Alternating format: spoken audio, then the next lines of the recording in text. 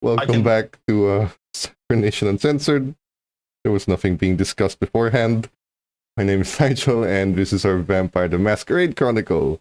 Before we get started this evening, let's meet our players and their vampires, starting with Dorchley. I'm muted. Hi, I'm Dorchley, and I play Ash Hargrave, the Malkavian. Captain. I am Captain. I play Aaron Strangelove, the Tremere. Petra.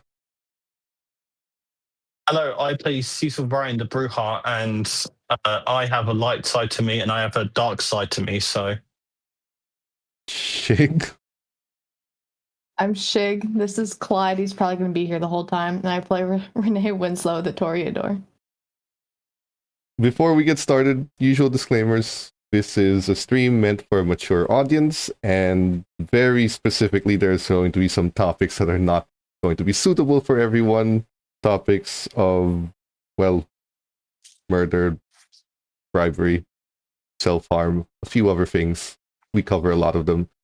But specifically for tonight, there will be some things that might be sensitive to certain people. So, take care of yourself, look out for yourself, and if you're going to stick around for the whole thing, enjoy watching these four go through the gauntlet again. That being said, let's get started.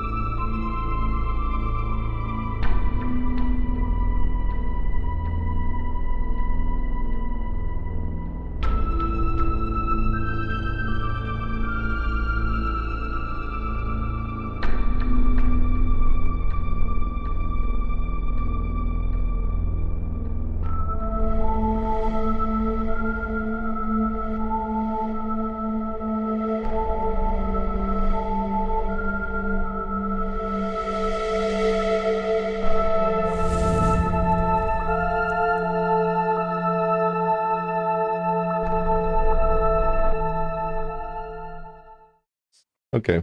And Clyde. For the plot twist, you are allowed to call it whenever you want to call it, whenever you think it might save your life.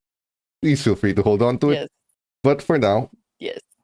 we left off, and we'll start exactly where we left off, which is you spoke to a fairy or a changeling. It laid an offer out for you. Whatever you want.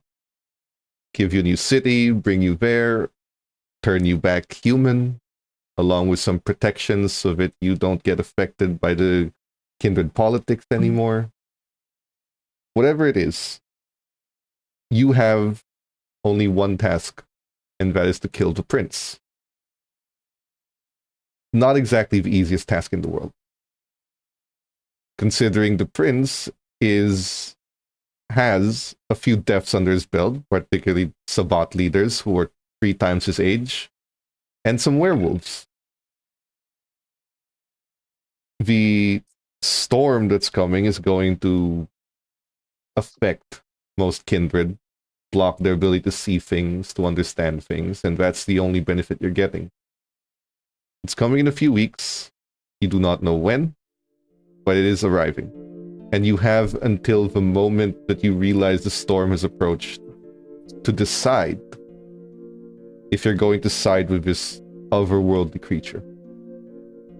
On the way out, as you get dropped back onto the docks and his boat disappears, the last thing that happened, as a reminder, is Cecil swore his life to this creature for a plate of chicken nuggets. So, what do you guys want to do now?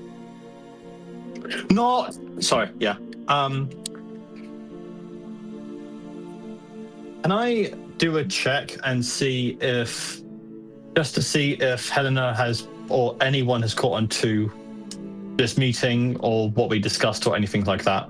I know he assured us that nobody heard the meeting, but I want to double check if we accidentally let something slip before the meeting. Wits and awareness if you're looking around the area.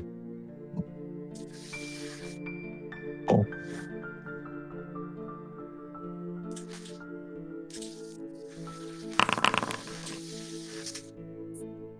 No. Everything's empty. There's not even any humans in the docks.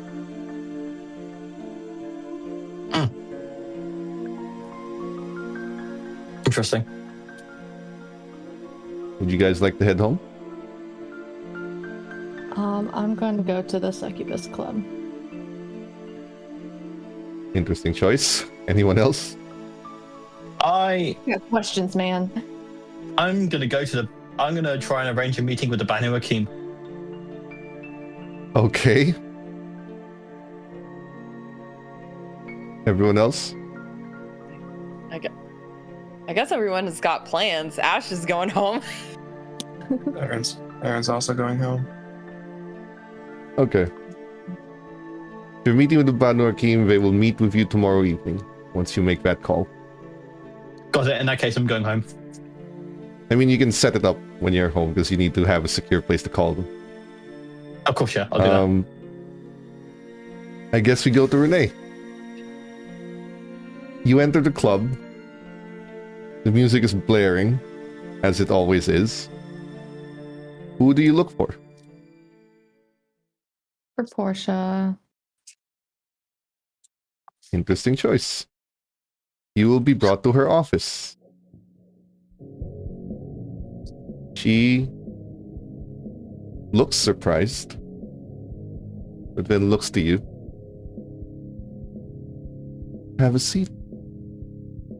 I'd offer you a drink, but I assume at this point you wouldn't take anything. Yeah, I'm not really hungry right now. And to what do I owe this visit? I think I will take your offer on leaving the city. She looks and nods. I have to say, genuinely, I will miss you.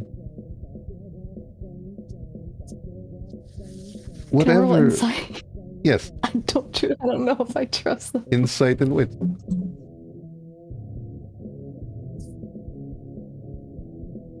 Even blood surge if you like. Oh, too late. Oh, sorry, Nolan gave 2 negatives. Well, it's fine. Someone else will take that. Torture. You aren't able to tell anymore what is genuine from her and what isn't. But maybe if she says some more things, you may try again. But for now, it's very hard to tell. It looks sincere, and it's hard to tell because you know what she is. But it looks sincere. She continues on. Despite what you might think of me and everything that's happened, that little, well, it's not fake. Everyone there knows who I am. They've always known. And was promised to them that eventually you would as well. However, I can't say I don't understand your decision. My only question is, when would you like to leave? It would be incredibly dangerous for you to leave before the storm passes. But if you'd like to leave immediately after, that can be arranged. And if you'd like to be protected until then, that can also be arranged. I can ensure you are protected, left alone, and unbothered.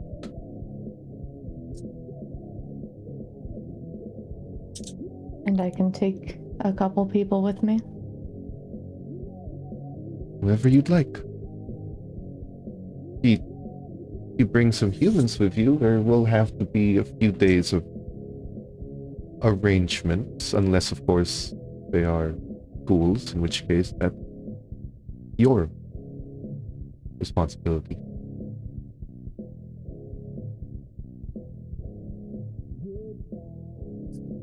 Renee.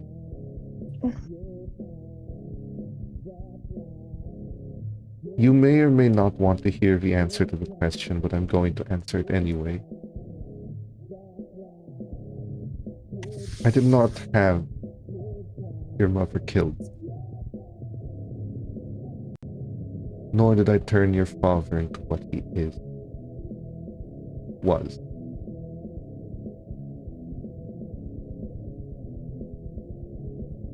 Those But do you were know what outcomes. happened? Yes. I have done nothing to your father. He is who he is. He did meet your mother here.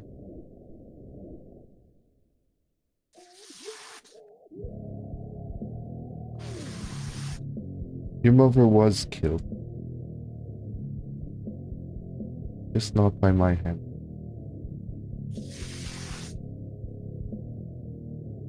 It was by your sire.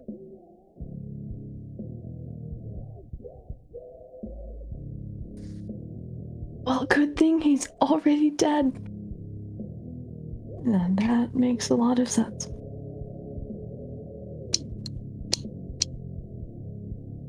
That's the other thing. He's not dead. Okay. I have him. Okay. Okay. Staked. This is a lot of information. So, were you responsible for his death then? No. In fact, that was one of your own. What do you mean by that?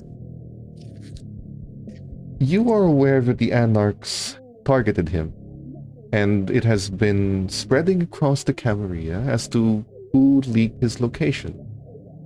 While Lucian did not hold any particular station, he held a special place in the Rose Garden among the Toreadors and with the Primogen's side, making him a valued target.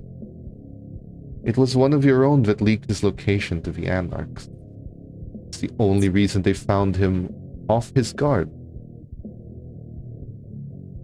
He was not expecting anyone to know where he lived.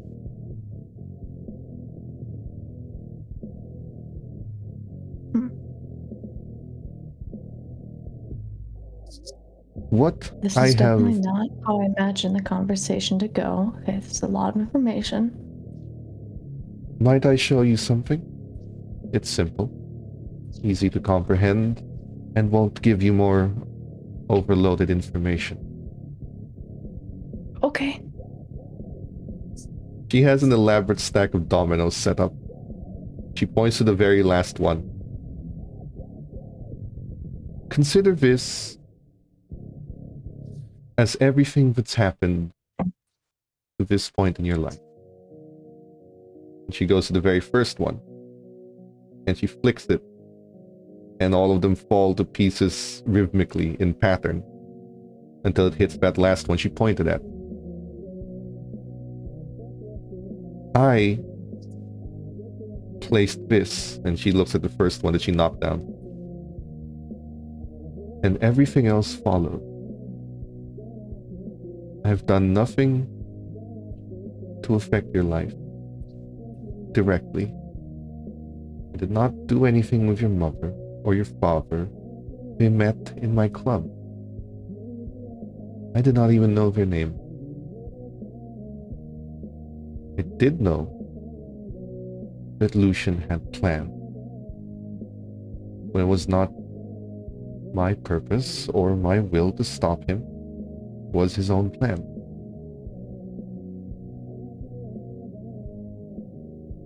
Everything that's happened to you to this point until becoming a kindred.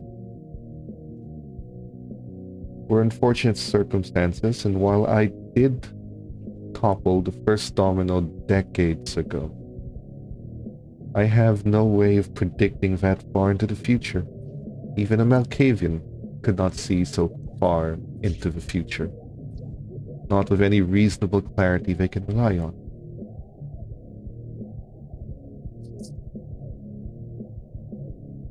So everything that I've offered you to this point, while manipulative, yes, was not a lie. The group, the power, this club. It's all very true. Same holds for the others, though I doubt any of them would bother to listen. If you'd like a show of good faith, there's a reason I had Lucian's carcass saved from the fires the Anarchs placed him in.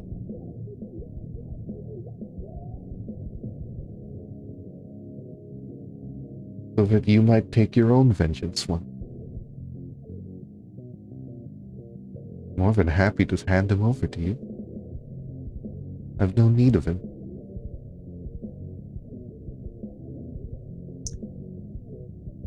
You know, I might have to take you up on that. I just have to talk to a certain someone first.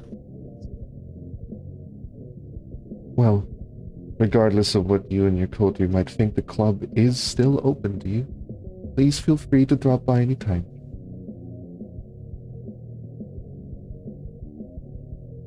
Will that be all? Yeah. Yeah, that's all. If you do decide to leave, when the storm settles, inform me of who needs to go with you, and the form of protection you need, and if you haven't, where you'd like to go. I'll arrange for safe passage for you and everyone involved. He lets you I'll leave. let you know as soon as I can. And I'll head back to the club and find Ash. Are any of you doing anything in the club? I assume we're just hanging out in like the front room together or something, or just like doing our idle animations, whatever we do. Sure. No, I won't say specifically what that meeting just was, as we have an interesting Malkavian with us that is connected to the web, and so I'll put it quite vague, but I did not quite expect to get offered such a deal by an individual larger than any of us. Well, I would say we can't treat this. I say we just call it the storm, and it is the storm, just to be certain. But And you do know I can control who's listening, right? Like I'm Sure, I can also control Actively. what I say, though. okay. They Yeah. can't hear you. They can only hear Malkavians. I see. well, it's mostly just even if we cleared all the bugs, I don't know if another one's been set up or like. So We I could go to guess- the manor, right? We have another. Good. I have would my look own at. event too. It depends how suspicious that would look. I'm trying to. It was a think. gift. If we suddenly. Officially, it was a gift. Hey Ash, you want to check out the manor with us? Sure. Yeah, let's go. Let's go.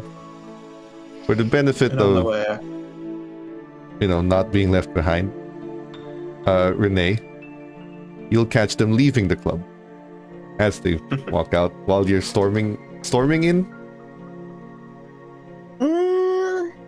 casually No. sauntering. Yeah, Well, but secrets are leaking. You I can assume tell. you're sauntering towards Ash. Yeah. That's what you see. Ash. What is that? Ash. Yeah. Ash, Yeah. we need to talk Okay. right now. Okay. I know. Okay, come here. Away from me. Come on. Okay. Do you want to go to one of the VIP rooms? Yes. Okay. Okay. Let's go. We'll be back. Wait to go to we were gonna go to the manor, Renee. So we're okay. But anyway. Okay, well, not anymore. Not right now. We can wait in the car. Okay.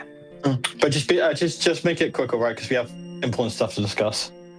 Oh yeah, I'll make it quick just for you. Anyway. Renee, you shut the fuck up and you start talking. You shut up right now. No, you shut the fuck up. I do not care. We have important shit to discuss. So if you want to be back chatty to me, you can back chat all you want. But we have big concerns. Okay. You go talk. Go talk with them. Go talk. That's what I'm trying to do. Oh my god. Okay. Ash, Yeah. In the room. I know your secret. You know exactly what I'm talking about here. I don't. And you didn't tell me? What secrets? I don't. You know I have. exactly what I I'm have. How I many have- secrets are you keeping from me? Wow. It's more Really? like it's not that I don't want to tell you things. It's that like it's safer if others don't know. What? You killed Lucian? Or actually killed? Apparently he's still alive. And Portia has him.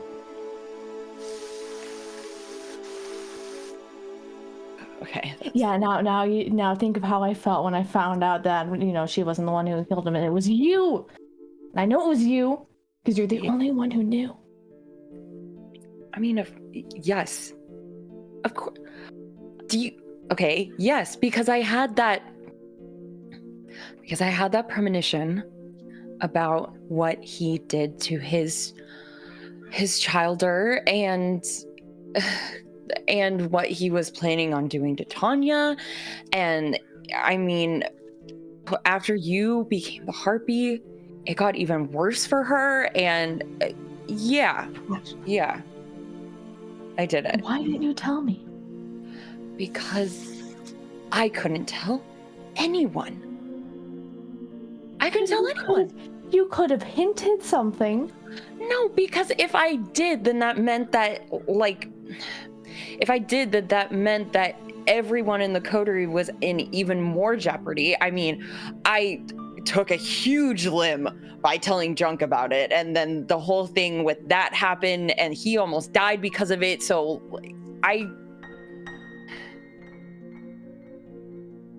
Is there Renee. anything else I need to know? Yeah.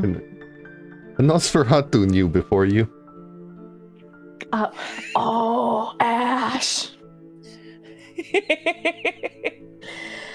I need to go.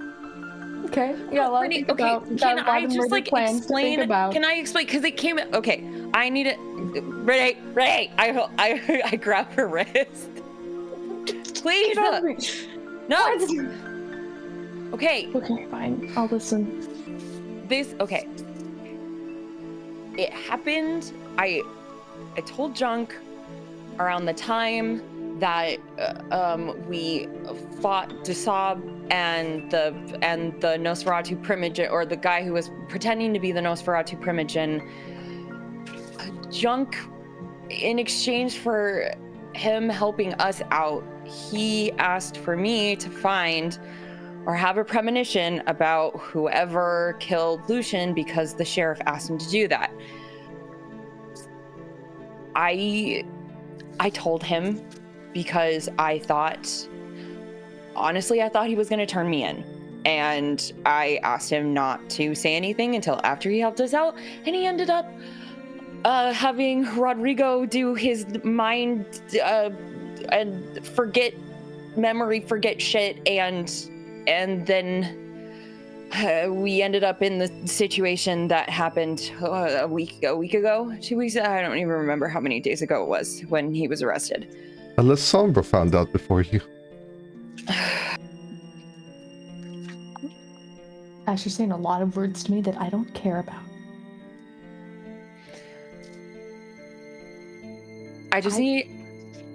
It's not that I didn't want to tell you. It's that the more people I told, the more danger and the more likely it was that other people were going to find out. I didn't want to put anyone else in the coterie at risk by telling. You needed to have plausible deniability in case I was figured out, which I kind of was. No, I don't. I would have rather known and died than, find out this way. Okay, well, I wasn't willing to let that happen. Because you and Tanya were the kindred that I did this for. If you died because of it, then the entire thing would have been moot. Thing, Ash, he didn't do too good of a job at it. Yeah, because he's alive? Yes. You're so lucky that Portia got to him. Now he's just staked in the basement and I can kill him. And I gotta figure out how I'm gonna do that. And I'm still angry at you. So you go to whatever manor. I'm staying here. Okay. Think about what you've done to me. I can live with you being mad at me. I can't live with the idea that I knew what was going to happen to you and Tanya. At you, Ash, but here we are. Right. The thing about it is, Ash, he killed my mom.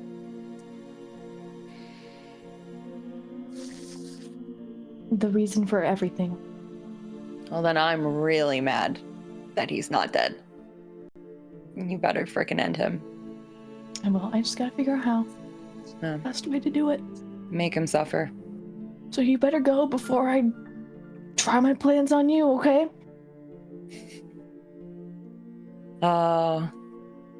Honestly, kind of curious to see you try. I'm gonna stay in there for a bit. Ash returns. Where's Renee? She's gonna stay here. I mean, I figured this is important. We have to have all of us to discuss this, but... I sincerely doubt that any plans that we have are gonna include Renee. What do you mean by that? Let's go to the manor first. Okay. If you can, I'd appreciate some clarity to what was talked about. No. I think we can. Sorry to interrupt. I think we can clarify everything. It's best to do it in a manner safely. Okay. Right. Just for you if you're leaving. Takes you 30 or so minutes until you get to the actual manor just outside, on top of a hill. Surrounded by a nice luscious green forest. When you get there, it is as secure as you're ever gonna get. Still covered in premier wards, it is still protected, it is still guaranteed by 2 ancillae. What do you want to talk about? You can even have in the library, the most warded place in this entire manor. Considering what we were promised, I expect Renee has a very, very good reason to not be here. Lucian is still alive. And he was the one that killed Renee's mom. I see. Portia has him staked in her basement. And Renee now knows my little secret. I look at Aaron.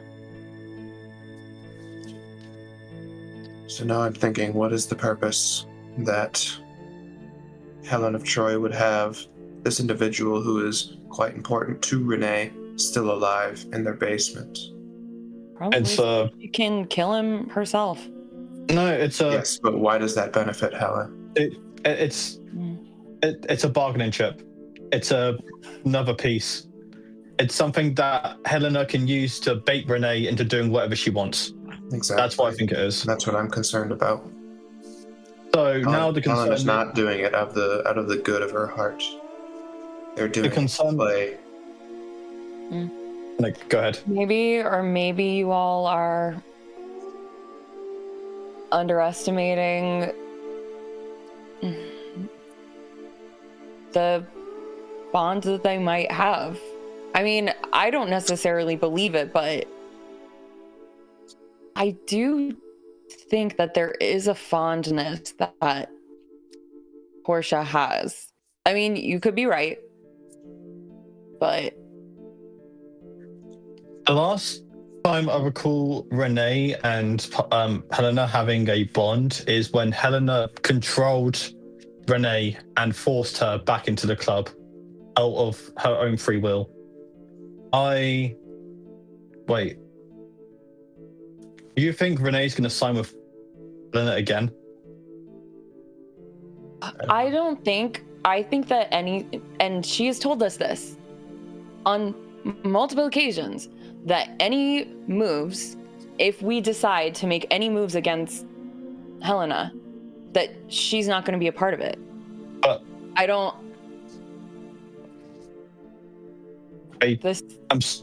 I'm sorry, but trust is not really something that I think I value much between really any of us right now, considering what we went through when we first found out about Helena and all that.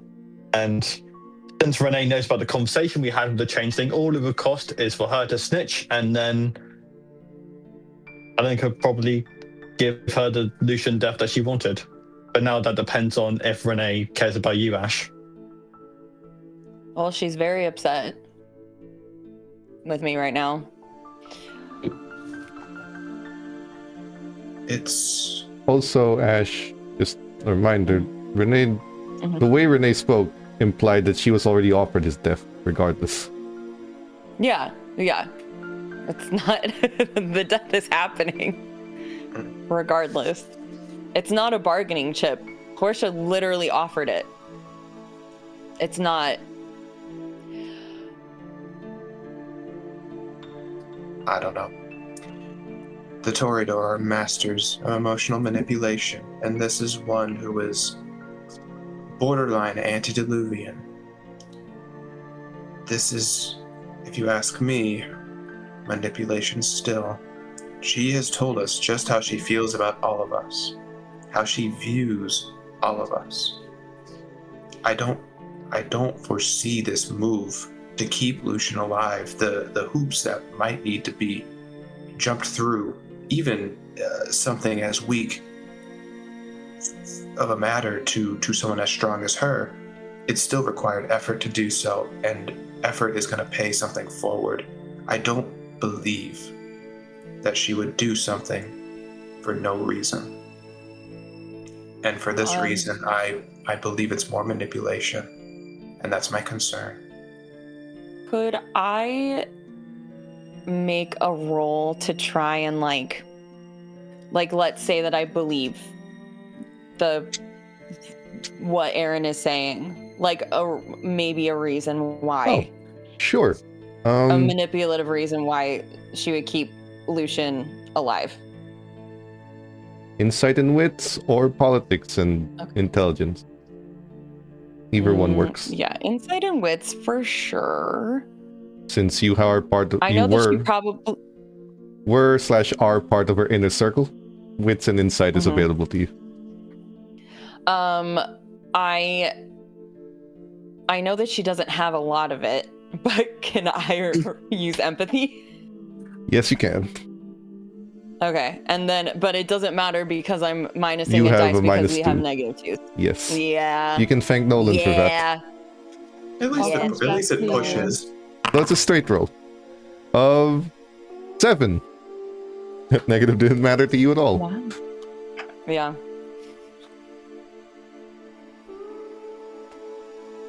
What benefit? You're asking what benefit she could possibly get if you're following the manipulation route, right?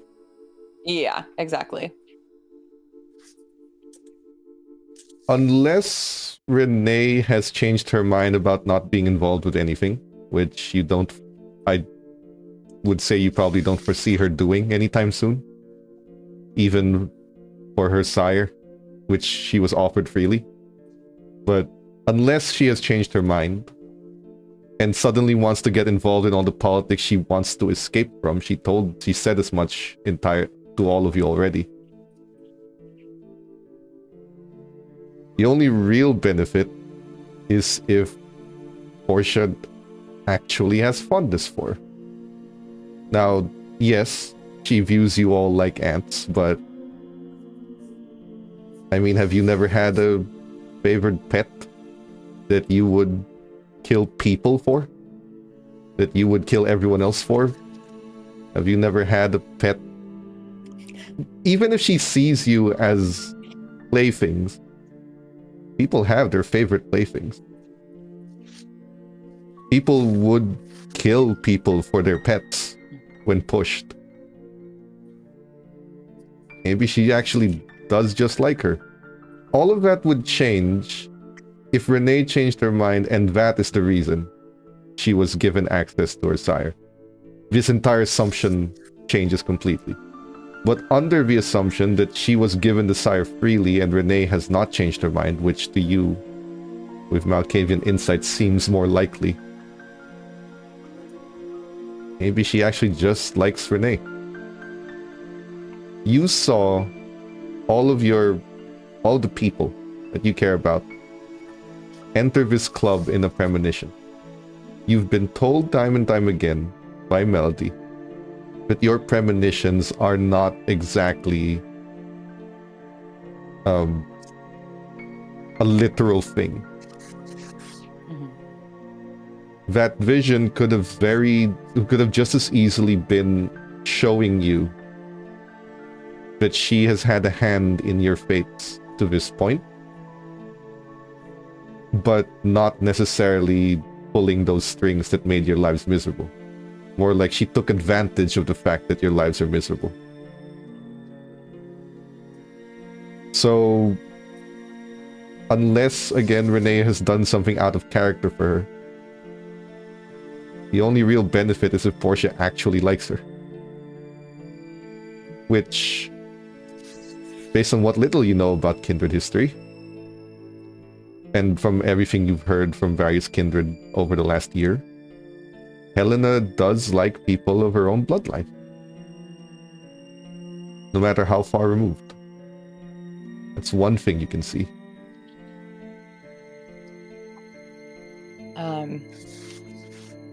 I'm just sort of raking over that as I'm listening to Aaron's words.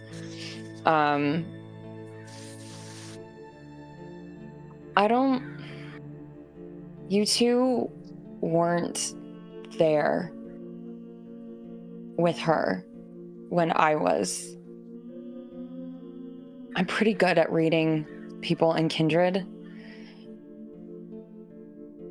It may be hard to believe, but elders, they do have some sentimentality to them. And I genuinely saw that there is a fondness that she has specifically for Renee. I'm whatever. I think she tolerates me. I was allowed to be a part of her club, but I think that Helena may just actually see parts of herself in Renee. And even though she may see us as ants or as little more than animals, owners do have favorite pets. So, from everything that I understand, and if Renee was being truthful with me, which she was very emotional, I don't think that she was holding anything back. It just seems like she wanted to give Renee an opportunity to get her vengeance over the kindred who killed her mom. This Perhaps. Forgive my challenge. It's, I would hate to set out on a boat that has never seen water. I understand, and I get the being overly cautious, but I think sometimes the simplest answer is the right one. I also get the reference to the boat in the water. I think that's pretty smart and funny. Why? Because we were just on a boat. Yeah. Anyway, the problem I have is we all agreed to that contract, right? Including Renee. Well, no, Not yet. No. we didn't. We agreed to nothing. We are taking time to think about it, and we will not engage in the contract until the storm happens.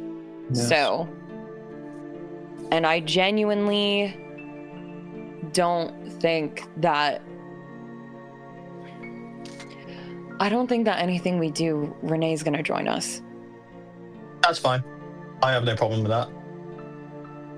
I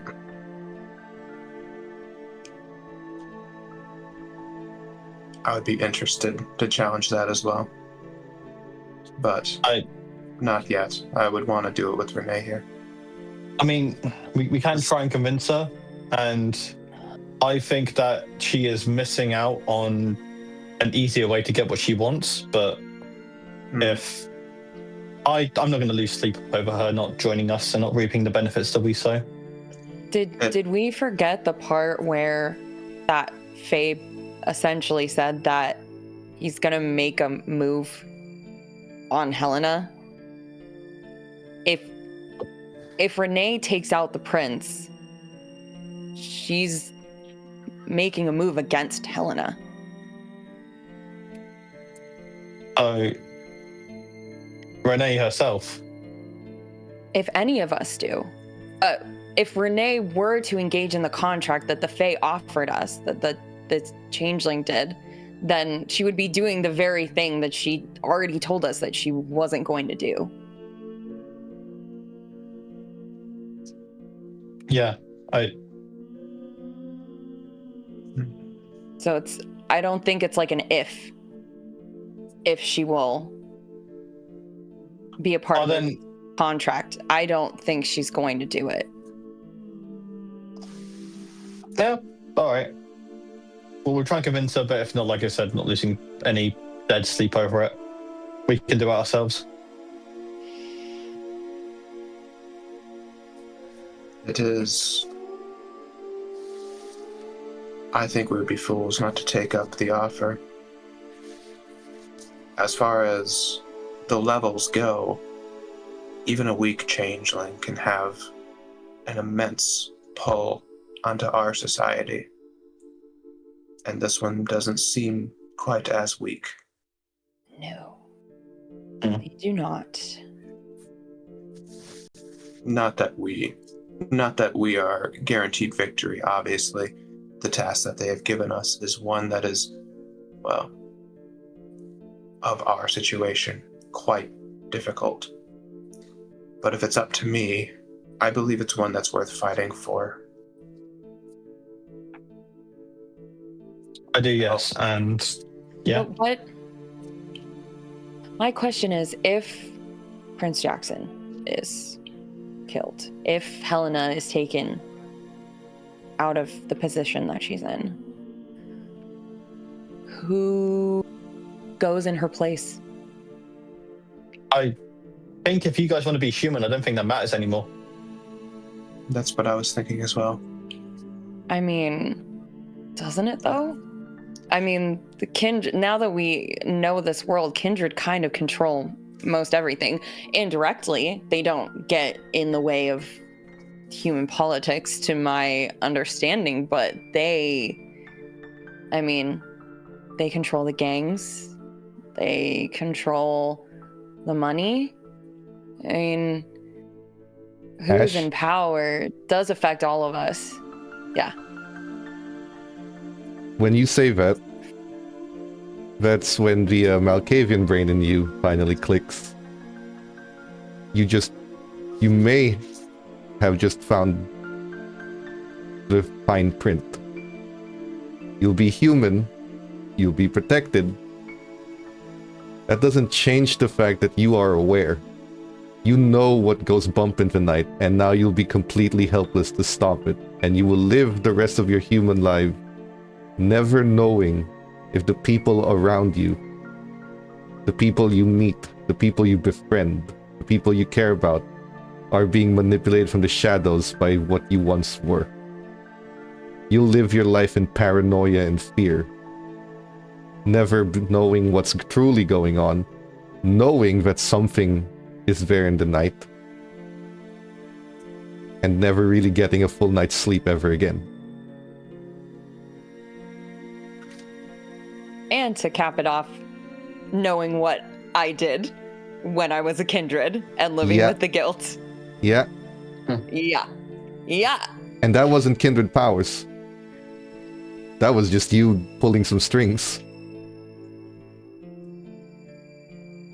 Yeah.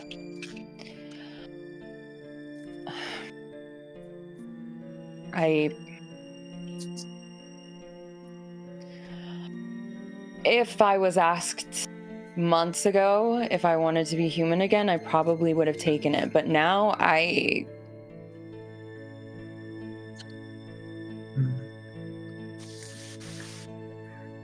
think there's a few routes to go. To go human, I think you would need a memory wipe, and you would need a guarantee that each day that you do walk, you're finding the penny on the ground, and you have good luck that day. Some force that you have no idea that's influencing you is influencing you and making sure that things are, in fact, okay for you. But you don't know it. You get to be ignorant because it was agreed that you'd forget it all. That wasn't the deal. That was not the deal, and that man does not seem like the kind of person who would alter what he's already said. So we would have to remember everything. He never said he'd take your memory. Well, this is why I'm going to stay as a kindred, because I know everything, and I now have the means to defend myself, which I didn't even have in my human life. Like, I have so many things that I never had in my human life that I would not want to regress to that point. Even if it means not seeing my family again, I'm fine with that.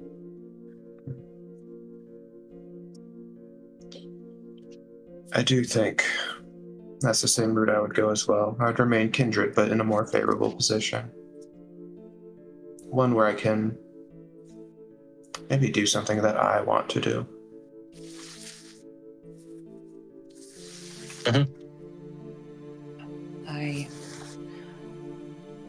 I still don't know. And I really don't either.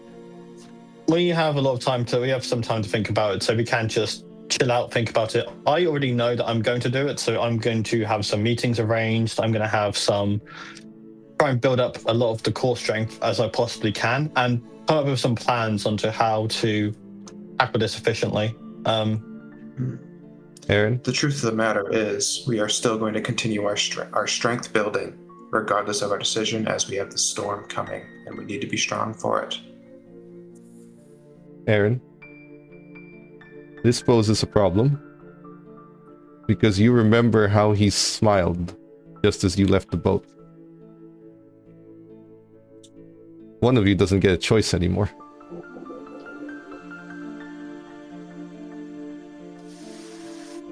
You know that smile. And That sinister smile. Something in your bones tells you that Cecil doesn't get a choice anymore.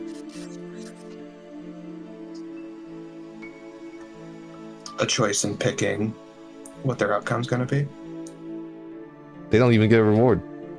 He already signed his life away. For chicken nuggets. Think of the deal. He asked for something, he received it, and he offered something in return. That is a standard Fey contract. That is the bargain. Every part of that bargain has been fulfilled to the letter. I didn't even know that as a player. That's the point. You're not supposed to. I got diffs as a player. Okay. Me. Now, whether or not he's willing to enforce that, you can't tell. But if you were that powerful and that ancient, wouldn't you? Someone just decided, hey, I work for you now forever. Wouldn't you take it? Even now as a kindred, wouldn't you take that? If you had the power to enforce it?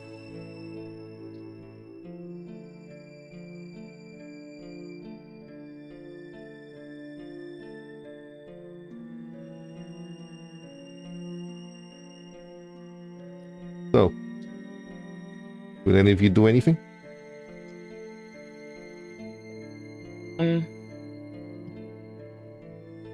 I think I do want to go back to the club.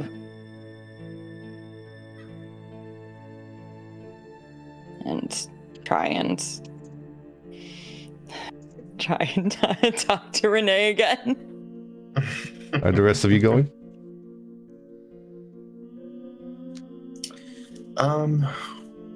What I will do. Oh, I had what I was gonna do and I forgot. I will go back to the club, and I'm gonna do some research. Okay. What do you guys? Yeah. I'd also like to go back to the nightclub. Okay. Renee, what have you been doing while they were gone for the last couple of hours? Gathering some certain supplies that may have a devious intent with them. Sure. Some rusty weapons. Old metal. Tweezers. Perhaps. I got some ideas. Alright. I suppose Ash finds you in your haven gathering a bunch of things. Assortment of items that don't look like they belong together. She's currently holding a serrated knife and a blowtorch.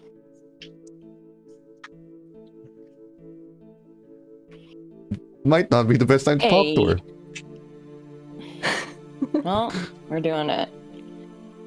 Hey. Yeah.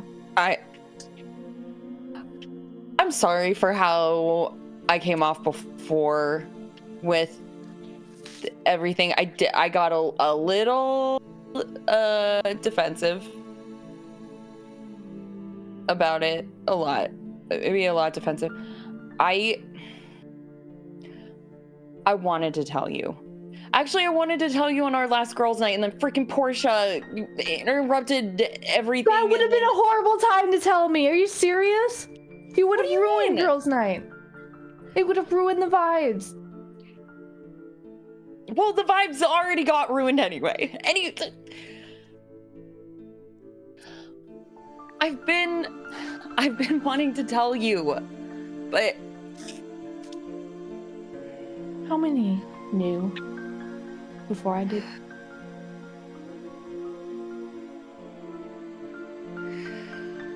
So I think, well, Portia figured it out when you asked her to free junk, I'm assuming. Sturbridge also figured it out from me. It's right for her right now. And we didn't really talk about it. But I think Aaron figured it out too. Oh, are you kidding me? Aaron, I know that one. me? I know. 5 people? Seriously? And I'm on the second hand? I'm not even... I just want your opinion real quick. What do you think about using this blowtorch and hot the knife and, slowly slice? Do you think that would be effective? Yeah, I think you should do the hot knife first and then fire. You should make a YouTube short about it. We can't use technology. You're not here. Get out of my head. Okay, Ashley, so there's one thing you can do for me that will fix this a little bit. Okay. I need ideas. Okay. You need ideas. All right. Let's see. What is... I mean, I wonder if he has the thing that he can eat food or not. Because if he doesn't and you force feed him human food, that might taste really, really bad. That's so incredibly boring. What? It'd just be bad on top of the hot knife. What, do you want to stick a hot knife down his throat? Like a flame sword? No, that's a good idea. Flame sword? Well, Right, remember, now you're thinking here. if you're gonna play with fire, you have to be careful because you might just accidentally kill him. Mm-hmm. So that's why you're doing a hot knife instead.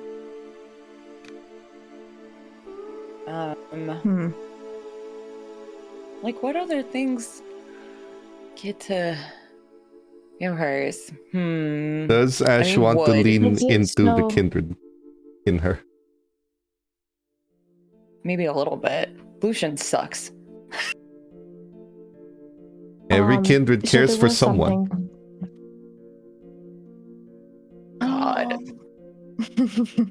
Every kindred has someone they care about. Easiest way to hurt someone his age? I did say lean into the kindred, didn't you?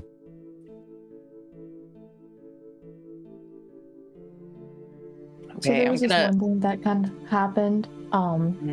You know, the very beginning that I sort of accidentally cut off some kids with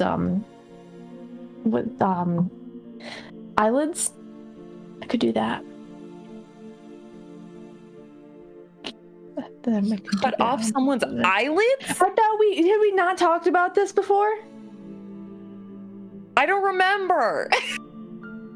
Okay, well, it's a big thing. I think you would remember. I did. You know, I remember it was a you little, killing. I remember you killing the kid, or the kid Okay, I dying. didn't do that. Cecil did it. Well, I mean, his because of what eyelids I were did. gone. Yeah. Look, okay, I wasn't in my right headspace. Okay. Yeah, we've all done things we're not proud of because of the beast, and not because of the beast. I did. A thought occurred. Do with it what you will. Every kindred has a touchstone.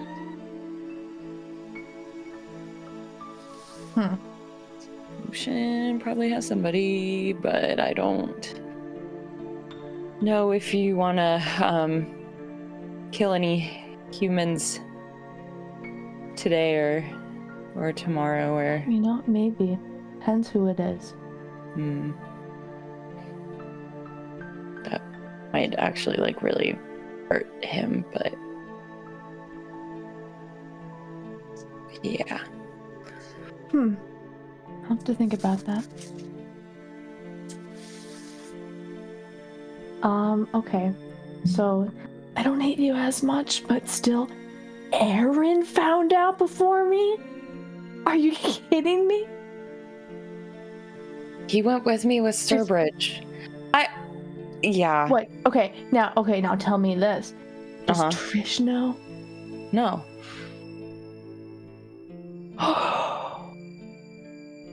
You really, really don't like Trish. You say, okay, that helps a lot here. And Cecil did not know. I actually still think he does not know. Well, I know that Cecil didn't know because when he found out that he was dead weeks later. So. Well, Unless I mean, he like, I just completely forgot from that time. Yeah, maybe. I don't. Yeah. All right. Well, I'm gonna tell keep you. thinking of ideas, and I hope that you. What is there something you need to say? I did want to tell you. I did. I just didn't want you to Ash, get. You didn't. You didn't? Didn't want you to get killed out. because of it. Just please help me think of ideas. Just. Okay. I need to also think of ideas on my own right now. Okay. Because the longer you stay in here, the longer I want to try it out on you. Okay. I will go then. Yeah, you do that. Anyone else doing anything for the day? Night? Can I talk to Nate? Sure. He's in the security room as always. Evening. Evening. I have, first off, anything strange or weird going on? Just the usual pickpockets and creeps. Good. Good. Keep up the good work. Now, I have a question. Shoot. Are you able to sort of keep your ear to the ground regarding this whole storm that's happening? I want to know the human movement. I want to see how it's being responded to. Meteor thing. Yeah. So basic shit is scientists don't know what's going on. It's a weather anomaly. Not the first one that's happened on this planet, apparently. There's no evacuation warning, but there is a stay indoors and don't be an idiot warning. Anyone's guess as to when it happens. It's not foreseen to destroy any major infrastructure, but it will make it near impossible to travel, drive, move, walk. They're preparing some buildings to be like parking spaces for people who have their cars on the street. Just to keep them a layer of protection. They don't think it's gonna make cars fly, but they've been wrong before. I don't know. It's not on the level of something like Katrina, but it is said to disrupt a lot of things, and that's about all anyone's talking about. I ask because, obviously, with human beings being our prime source of nutrition, it's going to also disrupt kindred just as much, and so to get ahead of the game and see where the human movement might be useful to know where kindred movement might be. That's the thing. If you look at all these people and everything they're saying, walking on the streets is going to fling you. That's how violent the winds are going to be. So any humans who decide that that's a good idea are going to be out of reach for the fact that they're going to be flying. And if we try to leave, I imagine it's going to be the same thing. I don't think anyone's going to get the benefit of feeding for a few days. Other than us, I guess. Would it be possible to turn the club into a temporary evacuation center? We'd have to grease the elbows of a few people, get an in with the mayor's office, but yeah, I mean, they're all looking for volunteers who want to offer up public spaces as a shelter, mostly for the homeless and people who don't have anywhere to stay. So that's kind of the only benefit we're getting. Oh, and some, trailer park people and guys whose homes are declared at risk.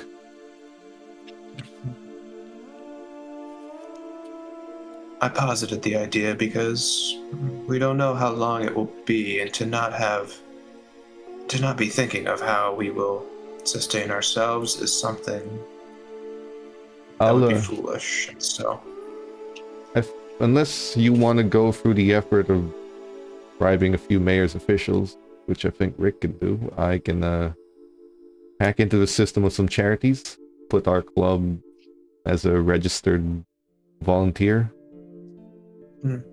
give them a fake name and shit. It'd be doable. Perhaps. I imagine it would take us a little bit just to set that up or get things on the sidelines, at least for when it starts showing up, because obviously we want to still run the club, but... Well, we can't run the club if no one's coming. Of course. Yes, and that's when we would turn it to that evac shelter. The longer you wait to make this declaration, put it on their site and everything, the more suspicious it's going to be. So, honestly, if you'd like me to do it, I can. And I can do it at a later date, but right now would be our best time. If that's what you want to do. I would say start taking the steps. Because we can always pivot it into something that's less obtrusive if need be, if decisions change in the future. We'll start with the canned food shit. Have it delivered here as a supply center. Yep. Cots, canned food, portable showers, portable toilets, things like that. Yeah. I'll get to work on that. But the longer we wait to put us on the volunteer list, the more suspicious it's going to be. Just keep in mind. Of course. He starts typing. If need be, speak with Rick as well, and I imagine Rick will be in touch with Cecil about the idea. I know we not all of us strictly feed on the club, but it would be a nice pillow to have, just in case we need a fallback. Sure. Gotcha. And if possible, can you also keep an eye on any other people doing something similar and see if they're kindred owned or anything like that? I would like to know. I'm more curious about how our peers are responding to it just as much as we are. That's an easy question to answer, actually.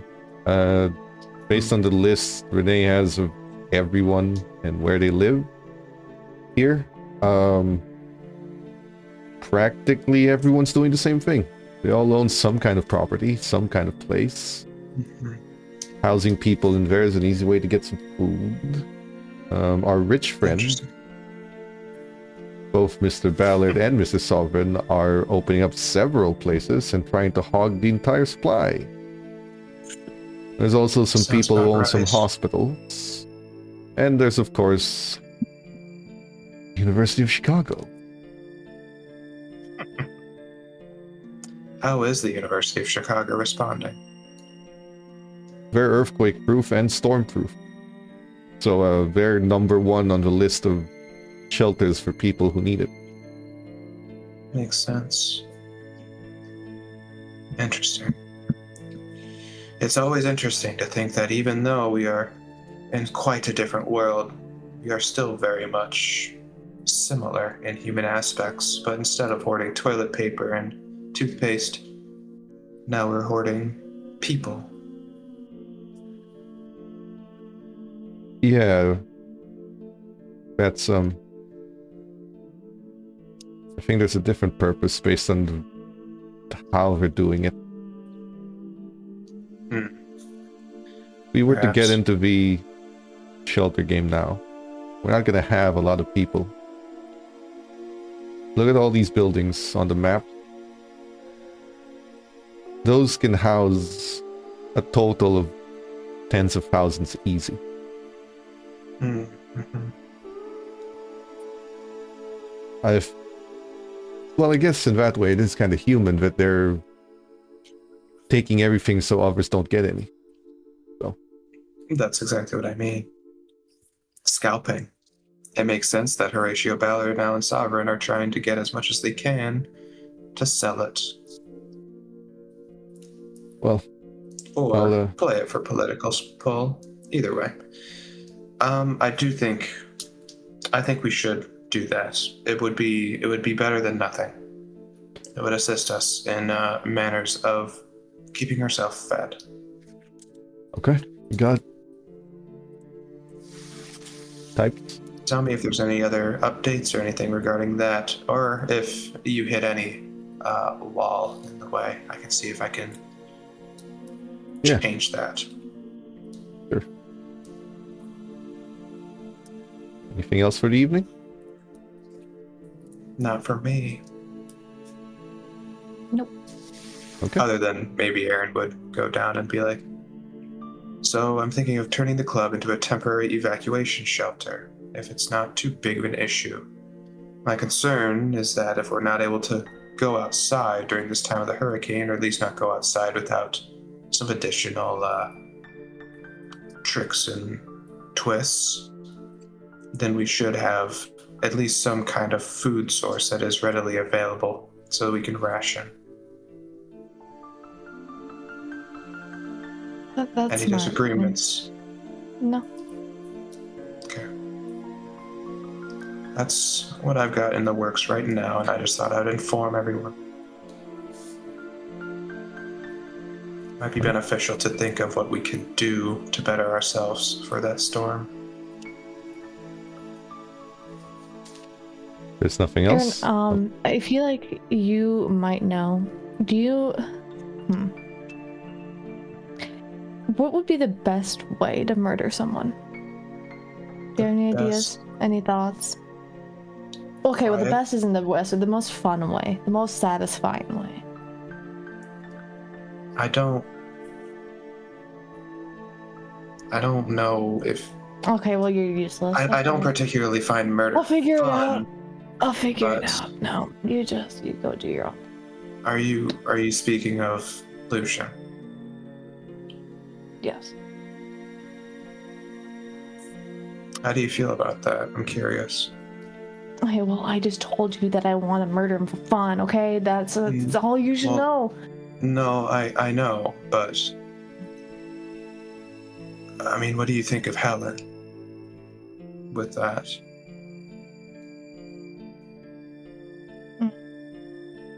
Well, I don't know. I mean, My thoughts are that Helen, this is just me playing through scenarios in my head, but one of the scenarios is that Helen kept Lucian as a way to curry some favor for you. I'm sitting more on the line that maybe she does just genuinely have some fondness for you. You are a Toreador, and she's a Toreador as well. But I just want to hear your thoughts on has it. him, and she has no use for him, and she offered him to me. That's all that happened. Okay. Does Cecil go back to the club, and is he involved in this, or is he? Oh, if he wants to be. Renee and Aaron I would are in the imagine club, that. so... Mhm. Or sorry, Renee and Aaron are in the Haven at this point, so you're Yep. hearing it, since you didn't go out anywhere. So you hear the conversation. Okay, I'll continue listening to them, but I'll inject if I have to. But I'm going to continue listening. Mhm. But no, I just thought I would put the idea forward. I know Toreadors are quite excellent at emotional manipulation. Lucian was no exception. And I think Helen is no exception either. And so it's just something to keep in the back pocket. As for a fun way to murder somebody, I was thinking cutting off the eyelids. You know. well, I have done that, and you know, one of the quite painful. first times I'd met Sturbridge, this was during the Anarch situation, I'd walked into their haven, and I saw a man. Do you know what being drawn and quartered means? I He's can just make an gonna raise his assumption, hand. but I don't know. He's going to raise his hand. I do. Cecil, what's your answer as a pop quiz? Well, there was this bloke who tried to blow up Parliament back in England, and for it, he was punished by, I don't explain the details, but it's a 3-stage process where you're cut, and then you're dragged like around the court with a horse, and then you're pulled apart. Aaron, you can explain the details. Exactly that. So, all of your limbs, right? Think of them north, south, east, west. And now you place a rope onto each of those limbs, and then you tie them to an animal of strong fortitude, and they go a different direction. Okay, well, the thing is, I want to do it myself.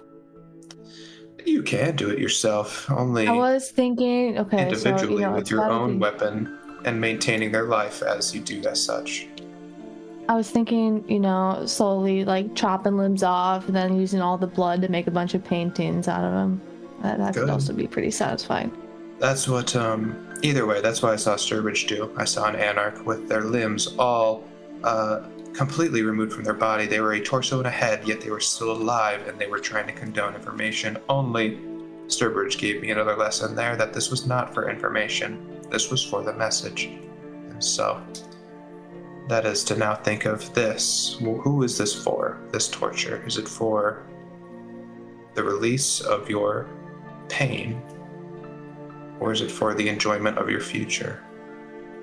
That's something for you to think about. You don't need to answer it.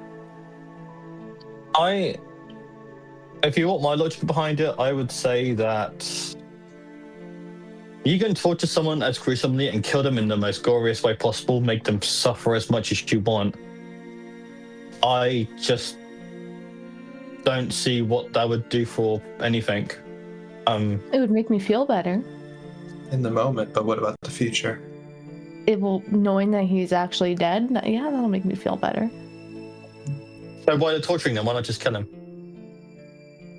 Because let's see. Well, my entire life was caused by him, so I would very much like it not to be a little quick and done. Maybe. If you want to get the satisfaction from it, then go ahead. But it's just I see it as like I never actually thought you were like that, but Okay, well, I guess you don't know me. It's. Oh, no, I it's know. your saw- choice. I just You wanted to saw bring up parts the of my idea. life, so I'd hope that you'd understand just a little bit. Renee, You did. to be honest, the last couple of months that I've seen you, I think I've seen a completely different person than the person that I got together with. Mm-hmm. And you still haven't really changed at all. Maybe I have, maybe I There we go. haven't, but I'm okay. So what's your? You can try and make these like backhanded comments at me, but I got a little bit of training up here, and oddly, actually, it's quite nostalgic. I think I understand why everyone really hated me back when the coterie first started. You're making me kind of understand that a bit now. I'm so glad. That really helps. Not being We're all serious and growing. not being sarcastic. We all that have a really lot. helps. Regardless, we all have a lot to look forward to in our future, and that is what we need to look forward to: our present and our future. This thing happened in the past with you and Lucian, and that can be very easily blinding towards your present and your future. Okay, well, But So- it's up to you. I'm not going to say don't So- do it. side topic. Okay, my future. I am leaving the city. What's the outlook on that? Are you leaving immediately? After the storm. Okay. Anything that you plan on doing during said storm? We did get that offer from the individual on the Louisiana style riverboat. And I will not be doing that. There What will you be doing instead? someone that I need to talk to, and hopefully she'll join me in moving. So I'm trying to get up the courage to do that is probably what I'll be working on. I won't ask who this someone is, but I do say be careful if it is a someone who I think it might be. Someone that we all sort of have. Renee, you know if this fails, that what will happen? You know this whole plan. If it fails, you know what will happen to me and Aaron, right? No. We fail an attack on the prince, and Helen is there to see it. What do you think? You knew the risks. I knew the risks. We just took different paths. That's actually a really good answer. I like you respect that. Okay. I'm glad. Still, So what are you thinking? What are you guys thinking of doing? I don't know. I'm I think set it'd be forward following foolish. the plan. I think it'd be foolish not to take it up. After all, we just learned that even a weak individual of his kind has a lot of pull onto individuals of our kind. Well, okay, so actually let me rephrase that. What do you want in return for doing it? I don't want to become a human again, I don't think. With how the contract is laid out, it doesn't sound like a good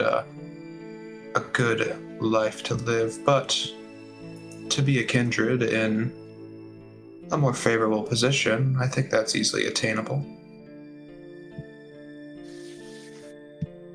Something where I don't need to work every day, something where I can truly tell myself, you know what, for a month, for 3 months, I just don't want to do fucking anything.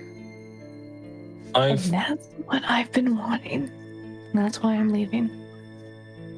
I've been Find wanting. it wherever you go. I found that I can help more people than I can make suffer, and I discussed this whole thing with Ash. I swear I'm not turning to Christ or whatever, but I just really want to help out people like me that before even the kindred shit, and what better way to do that than to gain more power? And it'd be a lot easier without the storm incident. You mean to tell me you're not going to go and be a deacon with Rodrigo? Deacon, I would. Not gonna lie, that would kind of be a baller right there. You know, maybe me and Rodrigo, like, Yes, maybe we me and ride Rodrigo, motorcycles together. Mm-hmm. yeah, or like we You'd could. bring out the body of Christ and the blood of Christ, and he would do his sermon. Why does it feel like? Oh, no, he wouldn't groom me. Never mind. I mean, just like in the sense that.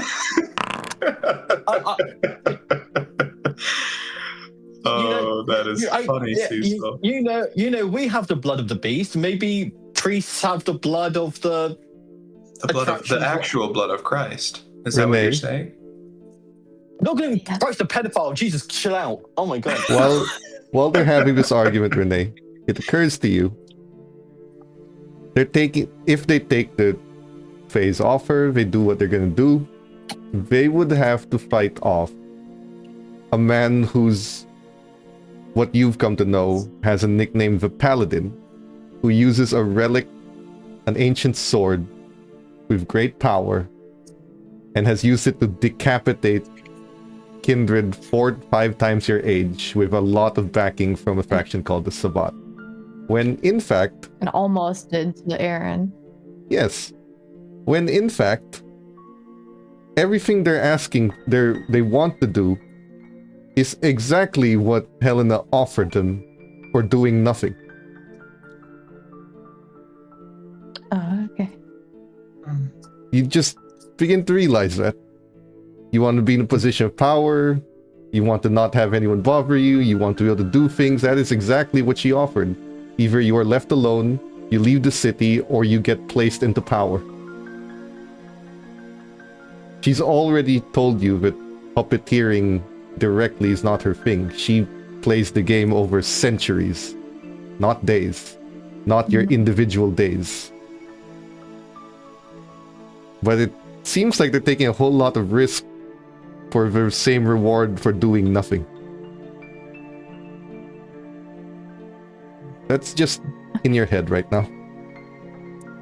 You know what, so I imagine the blood of Christ really is somewhere. Well, you know what? Okay, if there's a blood of the pedophiles, then it's like. Can we pause on the Jesus talk right now? What was it? What is it, Renee? So, I know I just had a thought. Portia did offer the exact same thing that the Fae did for free, without having to fight anyone who can easily kill us. So. Yes. But I think part of me doesn't trust her. I think a tiny part of me is also... So you'd rather negotiate with the Fae? No, I think that individual of the Fae, and I think Portia, are in very similar positions. They can do similar lives, lead similar sorts of tampering with dominoes, putting one aside to go to a different path, whatever. Only I don't know that one to have personally spurned me, while I know one to have personally spurned me. Okay. Well, so how would you guys go about killing him then? That's kind of, I'd say this, the fun part is that we have to figure it out. Of course, the Portia route was tempting, and of course you punched a hole into my chest, so it didn't really make it less sweet, but what... I mean, look at you and Aaron now. Renee? Yes, but... Yeah. Remember the about 5 minutes ago when Aaron gave you speech about how anger blinds your present. Starting to sound like you're hearing Let's his voice go. again in your head as he says that one of them slighted him. But I have to admit, I'm a bit of a petty bitch. Just a little bit. Okay. And- Then can I say something real quick? Yeah. Yeah, go Aaron ahead. had just got done talking about anger and, you know, past, present, future stuff. So it sounds like we're just going into full circle here.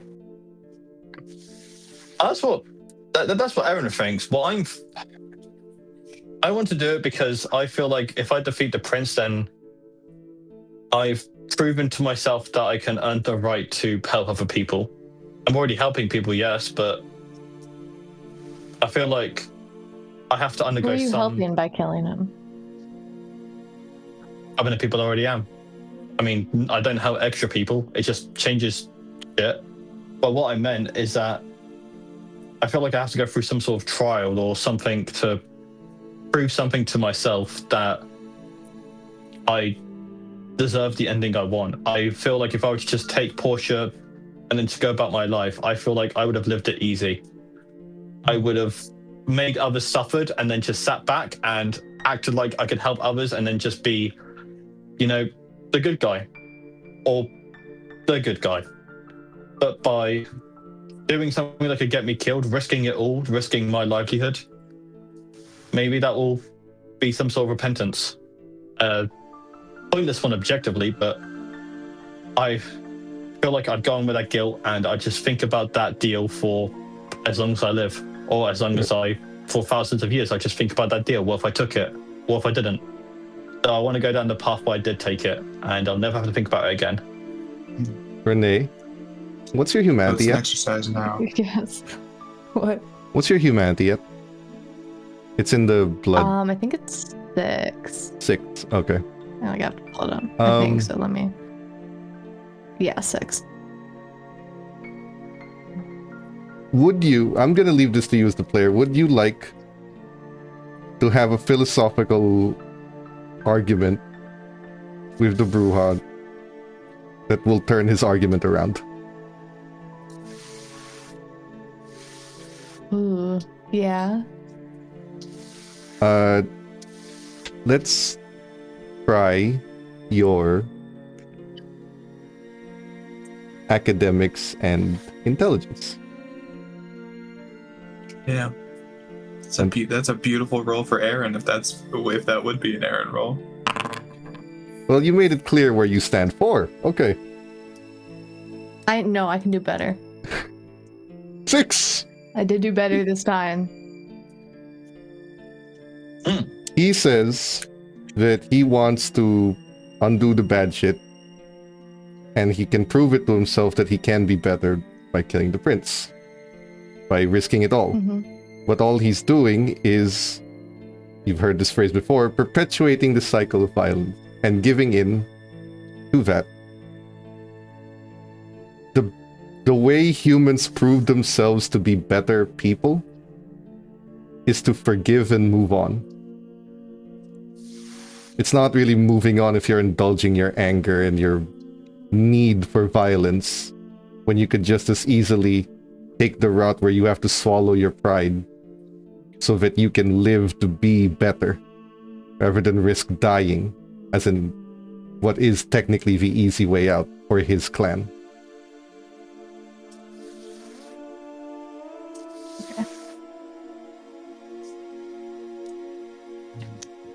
Good people forgive. Cecil. Yeah.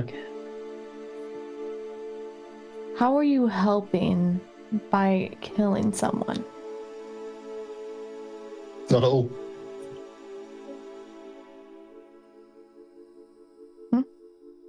I'm not helping at all. It's Yeah, so but you just said that you wanna help people and all that, but to prove yourself that you can do that isn't helping anyone. So I don't see how killing results in helping results in you being able to help more. feel like my time as a kindred, I won't. After I start helping people, I won't magically just stop killing people, stop killing other kindred. As much as Alice would like to say as well that we're free, we're not really free, and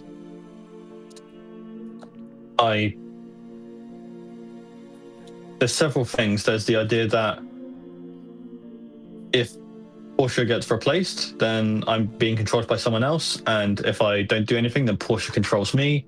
There's always a chain of command that always controls me, and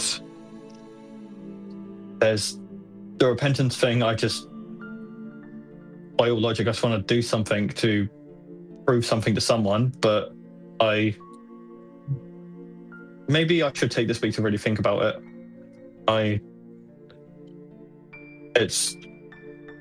We do have time to think about how I can change my behavior, or how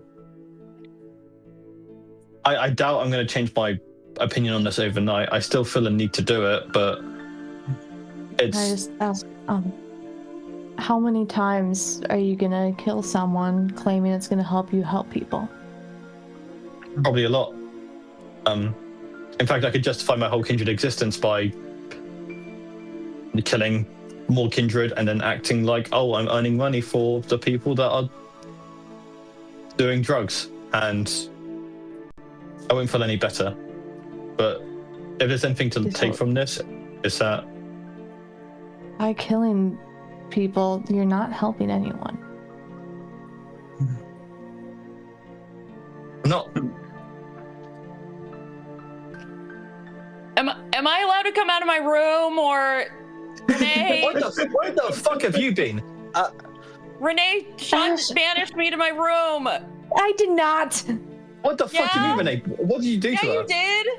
Interesting. I didn't banish you to your room. You went there yourself. I just said I didn't think of my own ideas on my own time. On me. You know, I was kind of. I don't have anything in my hands right now. Wait, what? Until that, but. Okay. What did you? What? Come in here. You can come in here. Yeah, It's your haven. It's your haven too. Okay, I do also want to reiterate, because Renee's making a lot of sense right now. I do also want to reiterate, if Jackson is out, who takes over? If Helena is out, who takes over? We might be in a way worse situation here, and you're not even able to help anyone. So how, is it actually doing anything? It seems like you're more just talking about, assassinating the prince to stoke your own ego. From everything that you're saying. Pretty much, yeah. Okay, so that seems kind of pointless. And it doesn't You actually make a good growth at all. I think damn, after all this time I haven't grown. Well, even I think growth isn't one really whole possible for object. us. Well, if I'm inevitably gonna, the only way I can not really feel the cycle as a kindred is if I die. If I'm gonna continue the cycle, then why should I pretend to be a good person anyway? Actually, you make a good point. Why should I do the helping of the drug people? No. You said that's what you wanted to do. What does it earn you? Okay. Maybe we can't change for real, but that's worth a shot. We can try. You already shown that you want to try. You're just not on the right path of what you think is the right solution. I like the thought. Just how you get there was off. No, so that is a path that you just mentioned, but it is a very easy one, and it is one that many kindred take. That is why they get to relish and survive within their new form, is because they get to say, I am entirely individualistic. I do not think of anyone else. And that's where they scheme, manipulate, kill their kin, kill those around them without thinking about it because they are purely individualistic.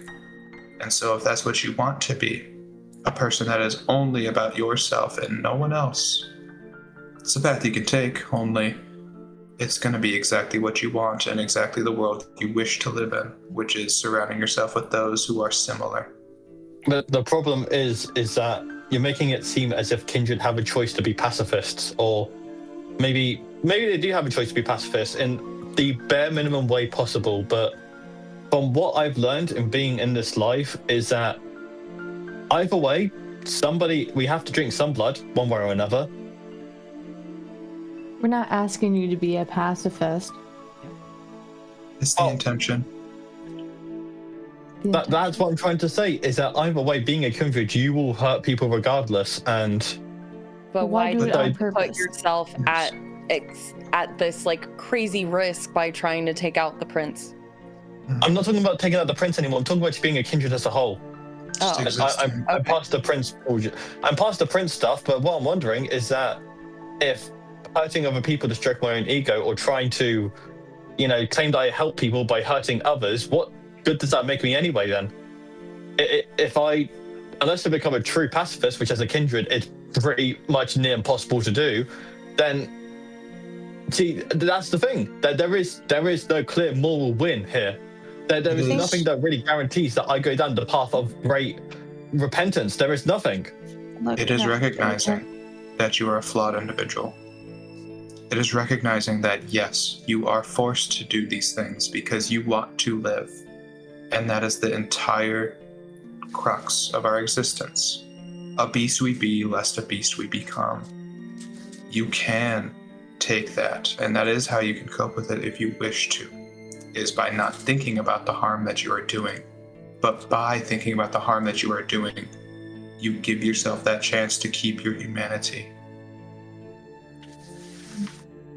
If you actually really want to help people, what you can start with is stop seeing things through your Bruja mind and try to see things from a different perspective. Others, the future, like the long-term consequences when you're trying to help people, okay? It sounds very easy, but it's quite literally in my blood, so it's not like... I know. Unless it becomes a way of life where... What was that Critias guy, one of you... Who? That was me. Well, maybe... Okay. Maybe now you're ready. Okay, yeah, if we're going for like some philosophical stuff and we're going for like a whole like Goodwill Hunting type shit, then yeah, sure, No. maybe. That would be an interesting meeting. I think Critias will make your head spin. I think you need to be respectful. Yeah, and you need to not talk back because it's a situation like with Portia. I You will listen. Hold on. literally Speak so like quickly. you've been speaking as of right now, I think. Because we've not felt like we've been disrespected, I don't think, but who knows how Critias feels being a much older individual. I am sorry, but you guys hash on me a lot for being disrespectful in front of elders. Yes, I do talk like myself a lot, but we have to remember that somebody here did double talk back to the prince, and it wasn't me. So... And I've not done it since. He learned his lesson. Yeah, exactly. That's why we're making sure you learn your lesson, okay? Learn my lesson. Motherfucker, I have purposefully been respectful towards those above me because I know the damage that they can do to me. I'm not a fucking idiot. I know when to talk, when I know when it's my place and when it's my turn to speak. I didn't do that to Portia because I had the impression that Portia ruined my life from the start, which I now understand is not the case. So... I trust you. It's your choice. I believe in you. I've seen that you can change. Because I mentioned it's not an entire piece. Change comes in piecemeal. Little bits and pieces to form an entire object later that, well, grows into something bigger and bigger because we never stop. And so, either way. I mentioned that... Sorry, before we go, they mentioned that either way, they're going to find a group of kindred that will take out the prince regardless, right? That is what they mentioned, yes. It just doesn't have to be us. And they does might that- fail. Mm-hmm. It makes me wonder how long this individual's been working towards this goal.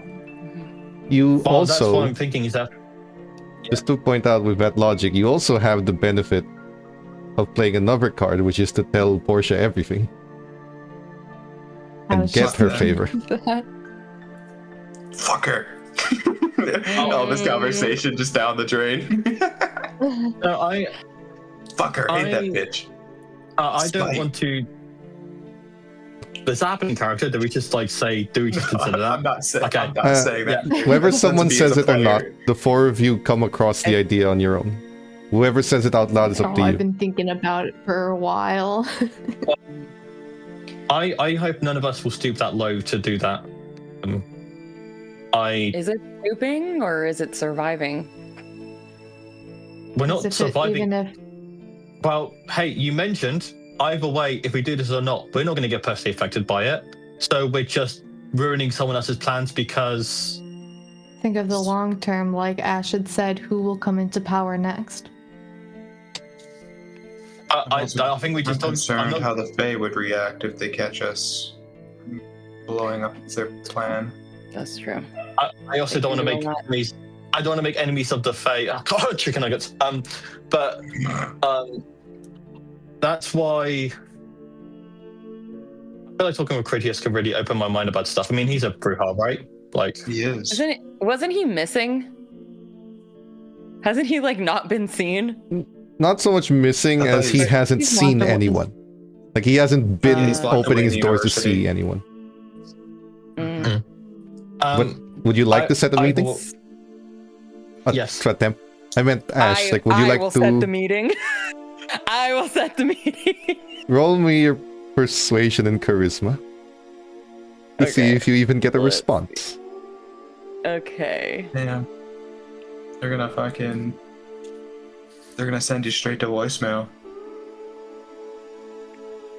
Like an old answering machine with a little tape. Mm-hmm. There is an old answering machine with little Oh. tape. Oh my god, no, I'm gonna willpower that. Yeah. Hello, you have reached the line of Gretius. Please leave a message after the beep. One. Let's accept. Ash. Uh-huh. This can go really badly because of a bestial failure. No. Now, you did message me something about the potential use of your plot twist. Would you like to use it for Yes. something else instead, particularly this? Uh-oh. Well, this might help Cecil actually more in the long term. So, yeah, let's... Could help all of us. Yeah. I'll accept if you save both of you. Part of the wheel is the pair. Yeah. Yes. Okay. Yeah. Alright. 1 hour removed from sundown tomorrow. That is your only window. Do not be late. 1 hour at that time means that you have to leave the moment you wake up. Okay. But that's the Alright. only time he's willing to accept. We have our meeting. We gotta leave as soon as the sun goes down tomorrow. Wait. Oh shit. Okay. It's the only time. And a specified location, not the university. Mhm.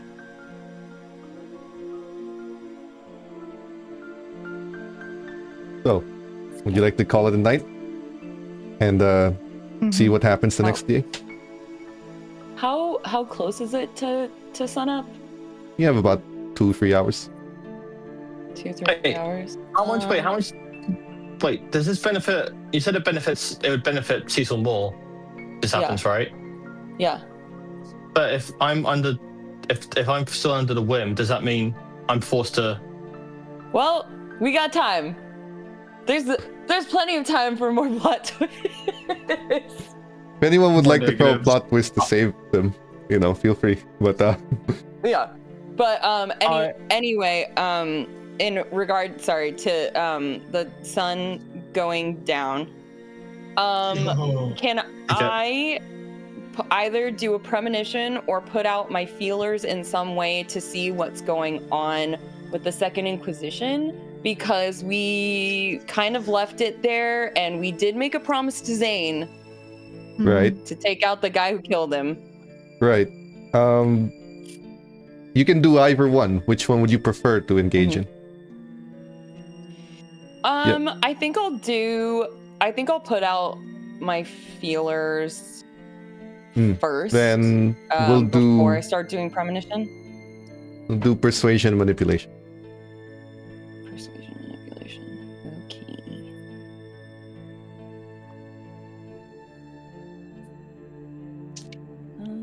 And see what comes of it. 6? Okay. They are in shambles. That whole debacle with the second Inquisition is the collective name Kindred give it, but there's the First Light and there's the Society. That whole thing that you pulled has put them at odds with each other and has put them in a cold war that prevents either from making any significant moves. And unlike the Society, the First Light has budgeting concerns, has government backing concerns. They're losing funding. And so in order to make their presence worth something, they're attacking the Society. So they're in a civil war right now. Against each other. Okay. So they are both sides in shambles. Wow. The first time in Kindred history where Kindred meddling between two human groups went beneficially. Okay. I'll leave it at that for now. I might look into it a little bit more just to make sure that the guy who did that to Zane is gone. Oh, he's still around, just a easy target at this moment. Okay, gotcha. Also, do we know? Oh, sorry. Oh no, I was just saying to clarify, because for some reason it's saying I gifted 0 subs. No, actually, wait, 0 total subs. Okay. So just to clarify, I'm redeeming a positive plot twist for. Well, then, I don't want to be a slave. well then, Ash, I guess you're gonna just use yours for yourself at that point. Okay. Okay. Sure. Now, you don't know what his situation is. You just know that this First Light and the group that he's handling here are in a bad spot. And therefore, he is more vulnerable than he has ever been. It feels like it's going to stay that way for a while. No.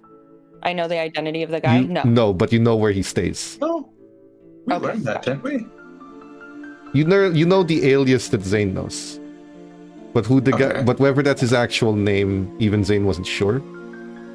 But you know where he is. You know where the base is. And while it's not extremely vulnerable yet, it is getting there. A little more pressure, a little more time.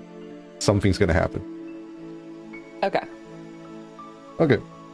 So we can call that a day for all of you as the sun begins to rise. Before we wrap up, before we wrap up this night, I just want to say I appreciate the conversation with all of you. This is, I would argue, one of the best conversations I think we'd ever had, ever. And I think it would behoove us to at least recognize that. So, something to sleep on, even though, well, we don't, but... Not to dampen the mood, Aaron, I started the conversation by trying to clarify that Jesus Christ wasn't a pedophile. I think we've had better conversations. Well, it didn't end in a fight, and it didn't end with anyone's insides outside. Yes. So. And we didn't yell during it. We yelled a little bit, but even then, we didn't storm out of the room. We didn't have to stop it. We had a full conversation beginning to end, and none of us are feeling bitter about it.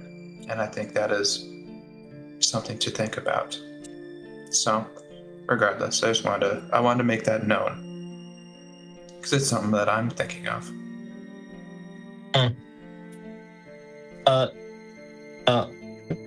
Go team. Yeah. I told some of you, but I'll just make sure to reiterate. this place will be an evacuation shelter during the hurricane, so our food situation is not completely in the drain. Either way. Good night. Good night. Sun rises, your bodies die. Next evening comes, and you will all make browse checks for your hunger. Cecil will make 4 if you want to heal. Let's go. I'm owed. Not even Holy hungry. shit. Ow! That's crazy.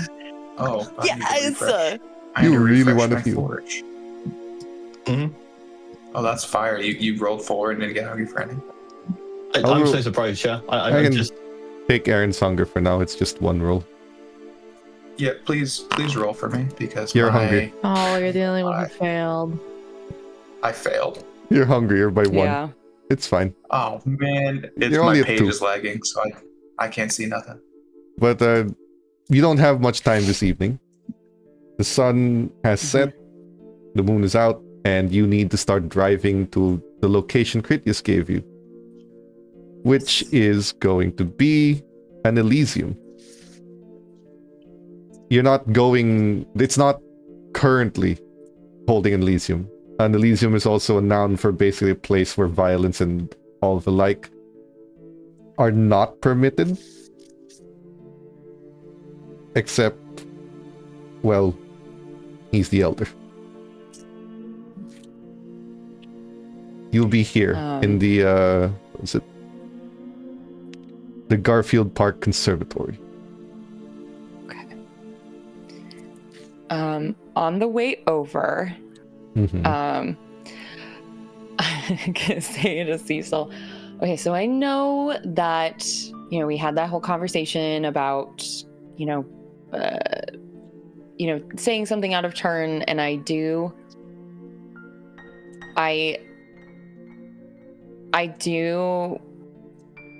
understand that you were particularly upset with Helena, but I just really want to reiterate that Critias is not a kindred to fuck with or get smart with or get cute with. He is a 2,000-year-old Bruja, so he's got a bit of a temper.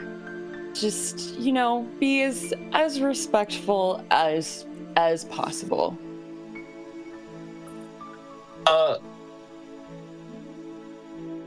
Okay. That's it? Yep. Yep. So like just how I am with the prince, just like how I am with the prince then. Exactly. Yeah. Okay, so I don't know what's new then. Is it like?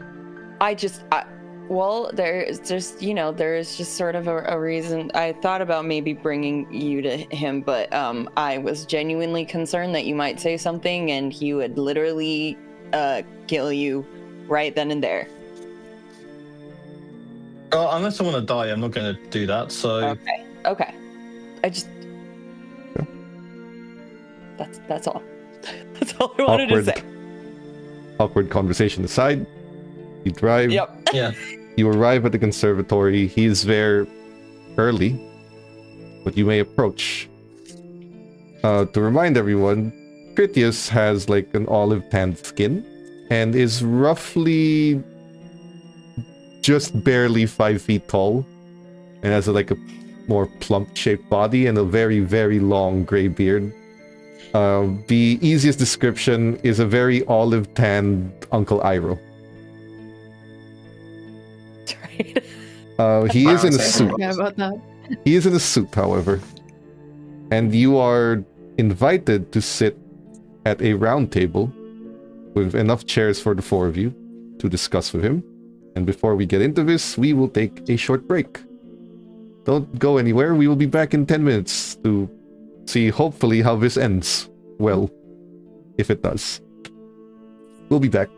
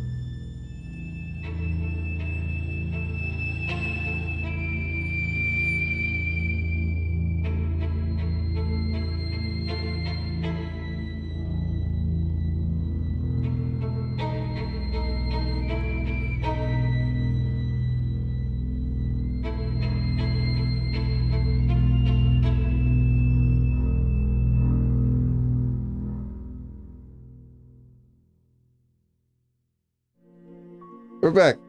Okay. So, let's continue where we left this. The four of you seated at a table across from what you now know is the second oldest kindred in this entire city. But in terms of power, there's no point comparing considering what they can do to you. He sits, invites you to sit. He interlocks his fingers and rests his chin on it with his elbows on the table and waits for someone to say something as to why you have decided to summon him this evening. Thank you, Critias, for agreeing to see us. I really appreciate you taking the time for this. I will cut right to the chase. I believe that your guidance and teachings could be beneficial to my coterie member right here, and I point to Cecil. I think some perspective and understanding of our nature and the suffering that goes along with it could help him connect to his humanity more.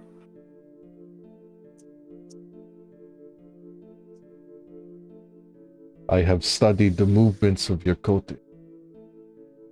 Whatever is knowledge to all. You have been declared the Princess Magnus Canis for a reason.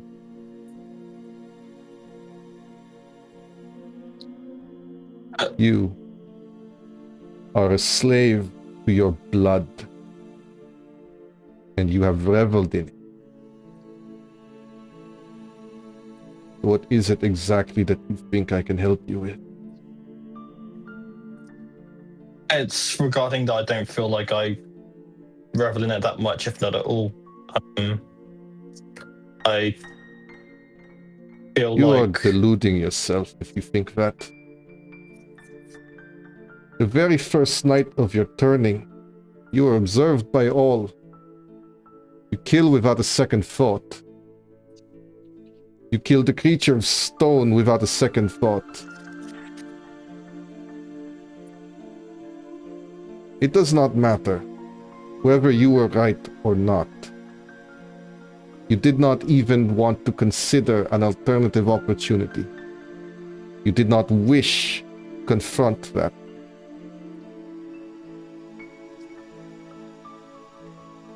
Have you ever felt remorse for any murder that you have committed? And has that remorse ever lasted more than a night?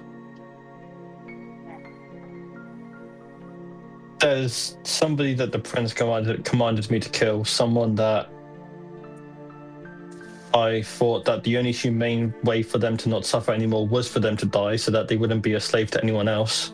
And it was a gargoyle that I drained pretty much to near death, and because of that I saved the prince and got my job as the Magnus. And since then, since his death, I technically got what I wanted. I stopped him from suffering any more than he would have at the hands of anyone else, but regardless, I still feel something for being at the hands of his suffering. And after everything I have done to others, I feel like it's just coming back to me, and I don't know what to do with that. Killing the gargoyle. That protects all of you. Of the innumerable alternatives that you could have had.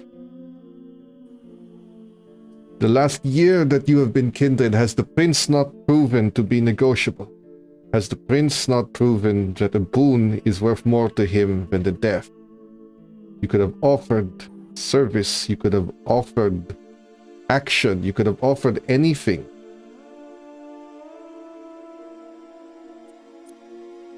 But the options you came across were blood bond and death.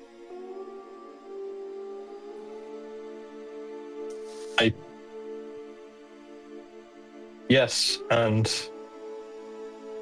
the fact that I could have done more is something I have to deal with the consequences of, and something I never wish to deal with again. But in this life where obviously we have to, one way or another, make someone else suffer for us to live, I find it hard to even consider the idea of becoming not a pacifist, but someone who can't hurt other people.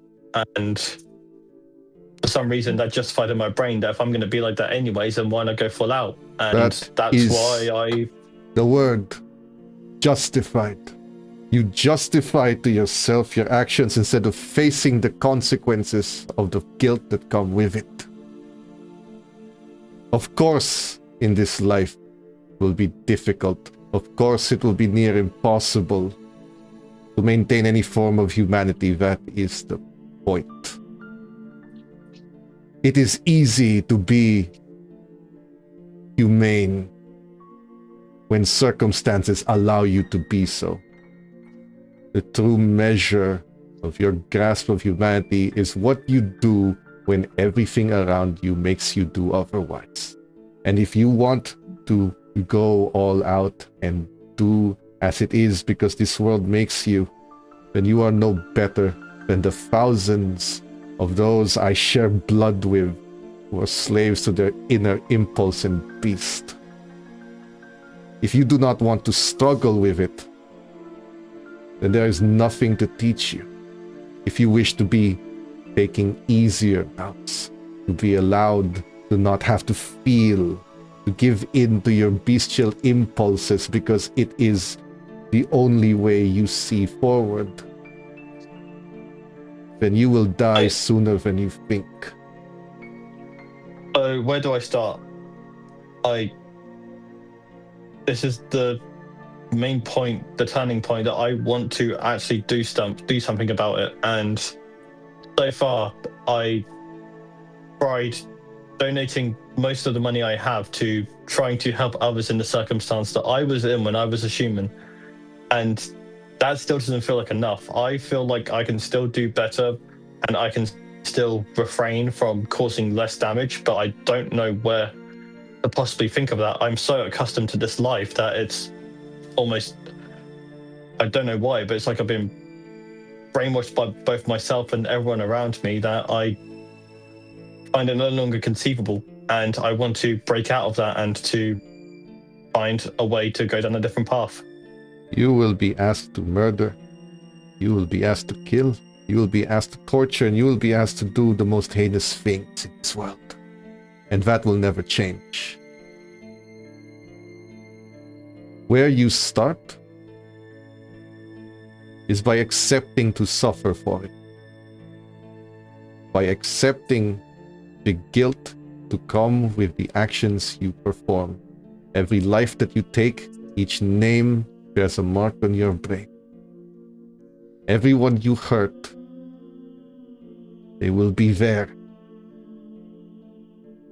You will remember them.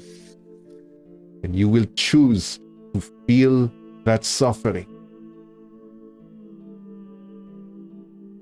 And you will choose to feel that guilt. And you will not let that guilt make you take your easy way out. And that guilt will not change the actions you do. It will never change what you have to do to survive. It will not change what you are. You choose to suffer what you are for the rest of what may be an immortal life. There is no way out of the suffering. The way out of the suffering is by you becoming more and more like the beast. You will continue to suffer. You will keep suffering, and you will bear that suffering till the end of your nights. And in that you will understand We are not good people. We will never be people again. But we do not have to be slaves to the beast. We do not have to be tethered by its amorality. We can choose to understand what we do and carry that cross for ourselves. Or you can choose to do as you have put it, go all out and take your easy way. This is not about you winning redemption. This is about accepting that you will never be redeemed and trying anyway.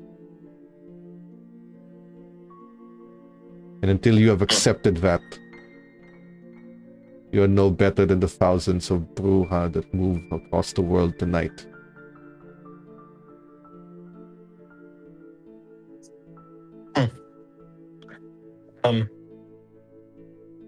Real. That's... I think I kind of know where to start now. And as pathetic as it sounds, I think starting some way of feeling remorse, proper remorse, not manufactured. I think that's a step in the right direction.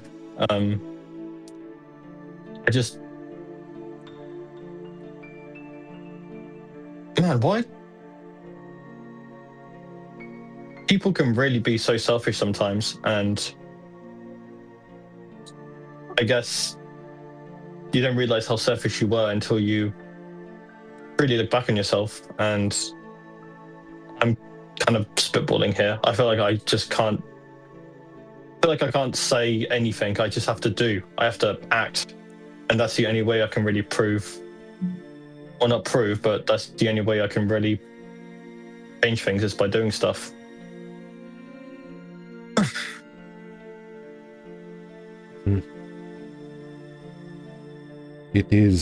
It has been 1,127 days since I have killed a mortal man.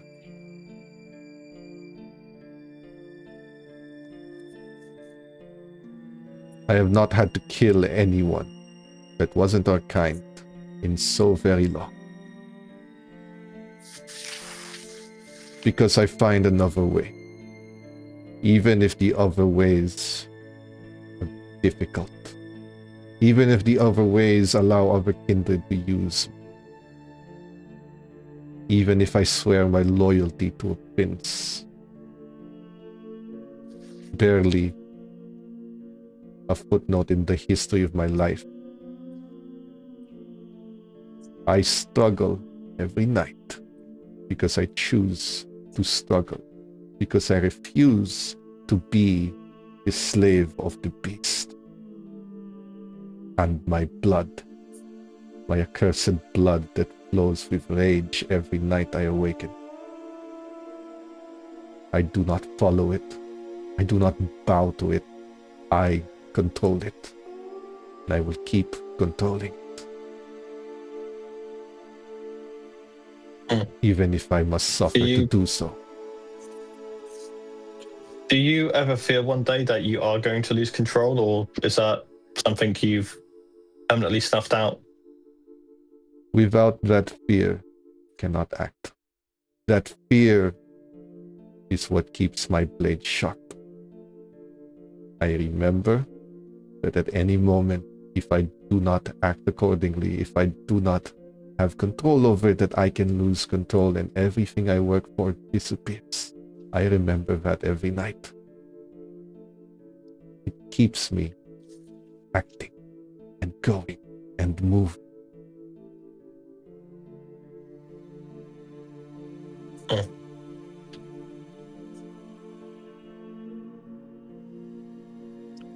If you wish to change, you must accept to suffer. There will never be a night of peace.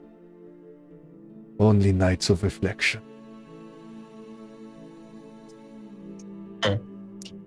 Teasel's going to quickly write down that accept to suffer line, but like really like in a notepad so that it's like hastily written down, and then just close it immediately and then be like, Except to suffer, okay. Yeah, I think I see it now. Ash, what?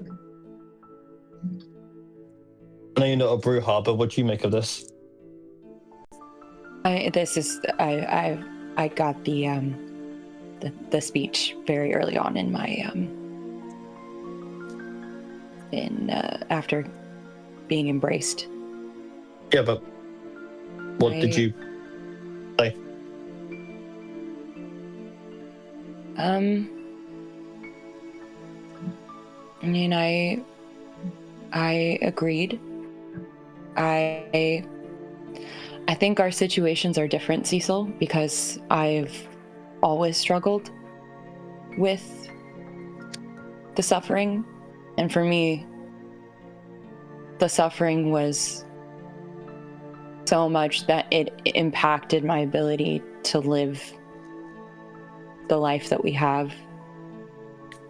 And Critias helped me see past it and understand that suffering is a part of it, and that if you're suffering, then it means that you are not as beholden to the beast, that there is humanity left in you, and that you're not, that you're more than just the monster that's inside of you. For you, that's not so much the issue. It's finding the suffering. It's finding your empathy and feeling fully the weight of your actions, not just as they personally affect you, but people who you don't necessarily care about, and holding that.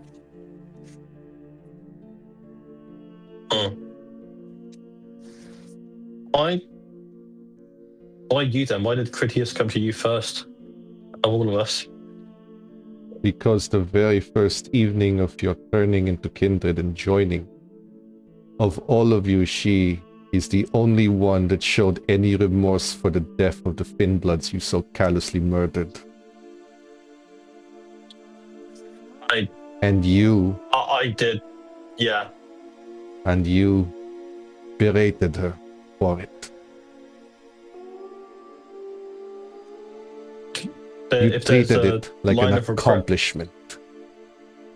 You treated it like it was a joke, that her suffering didn't matter to you, but she suffered, and therefore she was closer than any of you to the student I seeked.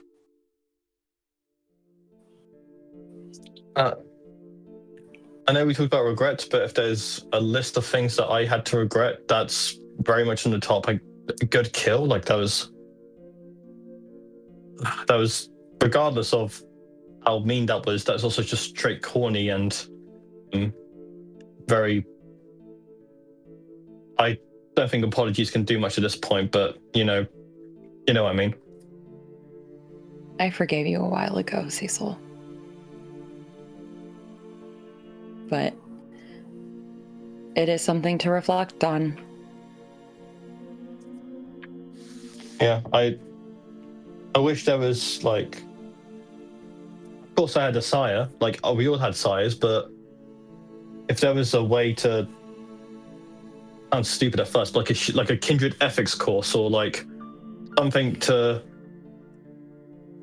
do those, because I think the reason I was so vicious was because I was thrived with so much power out of nowhere. If there was a way that we could give kindred a way to ease into that power, or to maybe understand that with that power comes the ability to lose sight of yourself. If there's someone like that, someone to teach me like that, or maybe I could come up with my own teaching course myself.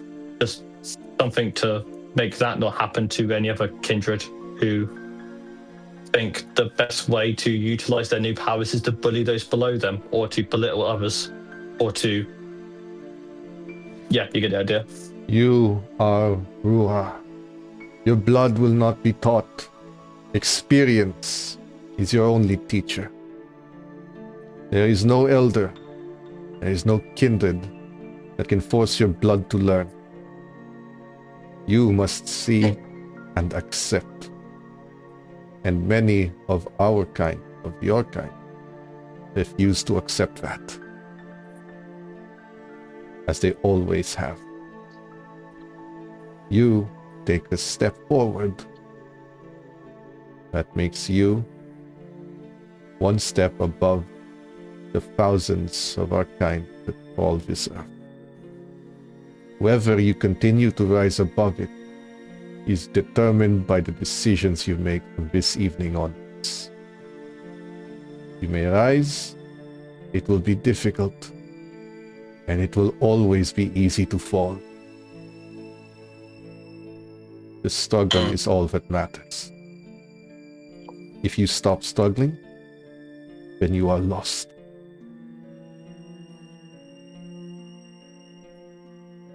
Okay, I think that's a good place to end the conversation. But I'm glad that Ash got this talk to happen, because I really didn't know where to go from there. And I'm not meaning to compliment just because of the high respect I offer, but I genuinely do mean that. Like, I don't think I could have gotten this from anyone else. Thank you. Then you may leave. But Miss Hargrave, I need a word with you momentarily. I didn't get Ash into trouble, did I? I didn't. No. This is something for her. Yeah, sure. You guys take your time. I'll be out in the car. Bye. She's gonna leave. Thank you for having us. He nods. He will actually look at Aaron as you leave. You are the one referred to as Strangelove?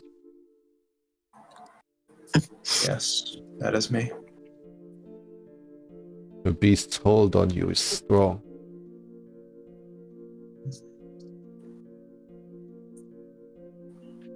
Very Perhaps. strong. You best take care how you step forward, lest you become its slave. I'll keep it in mind. This conversation was a good one. Erin, you were here the whole time? We were all So here is the whole Renee. time. Renee, what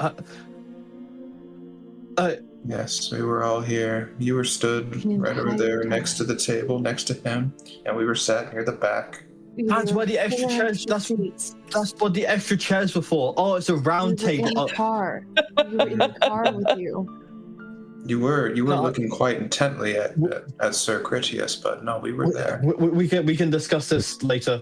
Right now, Ash needs to talk with. I'm gonna. Yeah, we're walking. We're on our way Yeah, over yeah, to the go- car go- right go- now. yeah, Do you know let's where we are? Miss Yeah.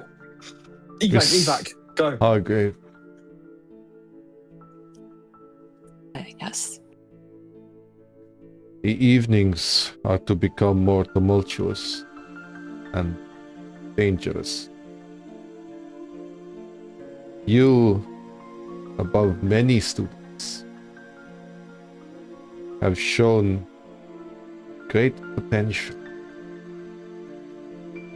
And it would be a shame if the evenings to come would affect you so.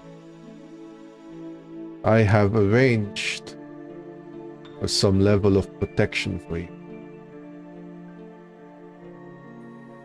He gives you From- this ornate box.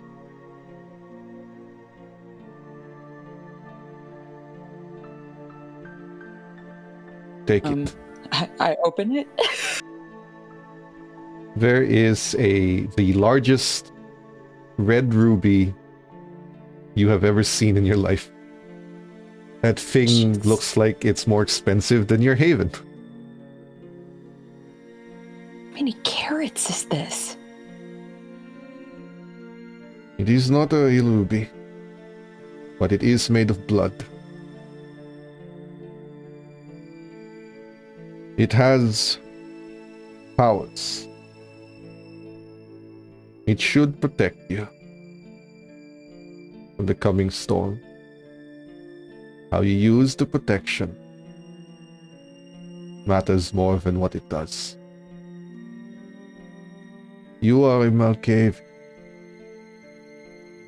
You will understand the use of this box and this ruby when you have to. And when you do, the choice you make will be yours to make. But at the very least, you will have the choice.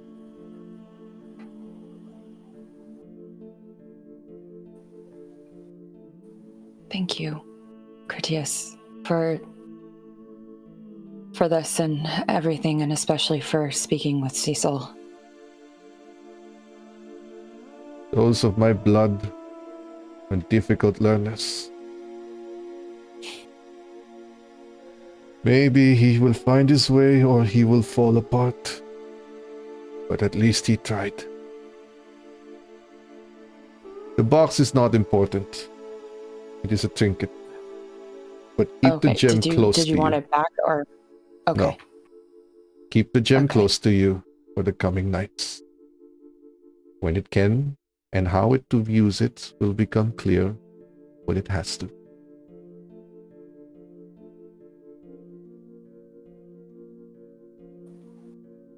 Thank you again. I will leave you for the evening.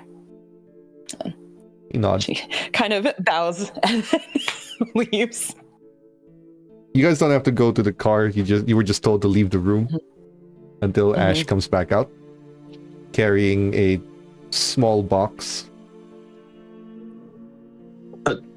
What's in the box?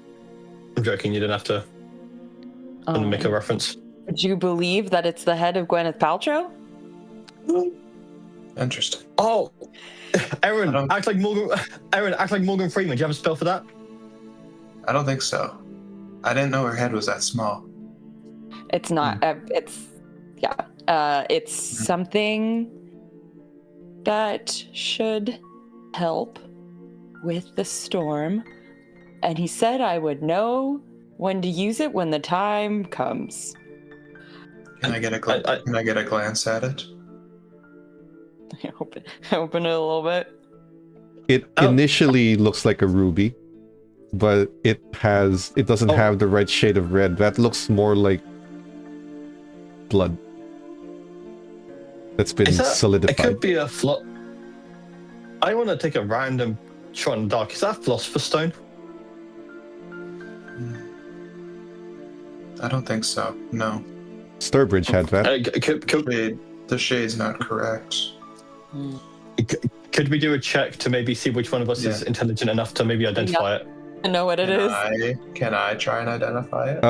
Anyone who wants to can roll occult and intellect. I'm pretty good at those. Do we have any -2s left? Yes. 2 of them, actually. Does esotericism work? Esotericism will work. I'm going to... Can I willingly take one of the -2s because I have 2 dice, so I'm gonna have 1 roll. I'll take the other one. Or did happen? Did you already take the -2? I didn't take one. Oh. Okay. You can have it. I'll take it. Oh, thank you. Oh Okay. my god. So giving. Ash, you are able to identify the thing as not anything of any kind of folklore you've read or any occult books you've studied, but the way it's made, the way it's constructed, how it's treated ceremonially indicates to you that it is probably not even necessarily kindred make. This might have been made by, well, esoteric practitioners. Like, and this goes to Aaron, a mage. Potentially. I thought you were gonna say it's the blood of Christ. I swear to God, I thought that's what you were gonna say. between the two of you, this feels like something not of kindred make. It feels like something more powerful. Interesting. The box it's in, the shape, the way that it's carved, it seems mage-like, but this is all just conjecture. I don't mean to like ruin your party, Aaron. Critias did tell me that the box is just a trinket. Regardless. It is a cool trinket, I think. Yeah. So I don't think it has anything to do with the stone. Well, the stone still looks mage in nature. But For maybe, sure. I don't know, maybe the box was a hint. Or maybe I'm truly just off the wrong path. Well, it's not that the box is magic, it's more of it, the way it's made speaks to someone who practices esoteric arts. Either way, you have a piece of a mage artifact with you that was told to hold close, so... Yes, so I'm gonna do that. I would hold that close. There's a number of things it can do, but of course it would just be assumptions. Who knows? Maybe it's a symbolic Mario 1-up. If you die in place of your death, that thing will encompass you and bring you back. Who knows? Maybe it will become an elemental that will guard you. Aaron, what the fuck are you talking about? I'm just saying the mages can essentially put whatever the hell they want into this rock that will trigger when you're in danger. It's like a star. Okay. I don't know. Either way, that was a very interesting conversation. I'm glad I joined along. Yeah, Critias is a very interesting kindred.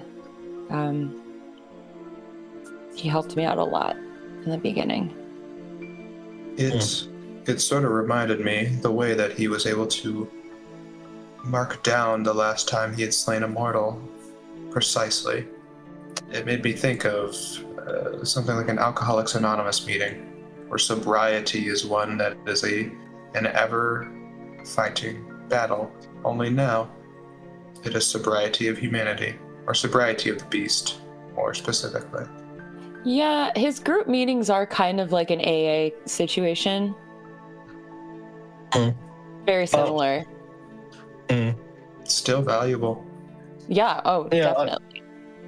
I don't know why you guys thought I actually know. Actually, I was going to say I don't know why you guys would think that I'd piss him off, but I'm considering way back in the day. I can see why. Yeah. Okay. It was like right after we had that talk on the roof that I was considering it, and you were like, you had just barely made any headway. It was like when you were still in the wheelchair and everything. Oh, the piss chair. Yeah, I remember that. Yeah. While you guys are heading back, you'll notice that Critias has not left this building that he's asked you to meet in. And you will see a man dressed in Jesuit robes with very long, scattered strawberry blonde hair just covering his face, holding a Bible in one hand, just walking forward. First, for those with Bloodhound, he is kindred. Okay. Second, for Ash, he is Malkavian. And third, he feels very dangerous and very uncomfortable to be around. Just passively. Just him passing by you is one of the most, for all of you, uncomfortable feelings you have felt in the last year. But as he passes you, he looks. Good evening. Good evening. Good evening. Good evening. Sorry, you. Not to be rude.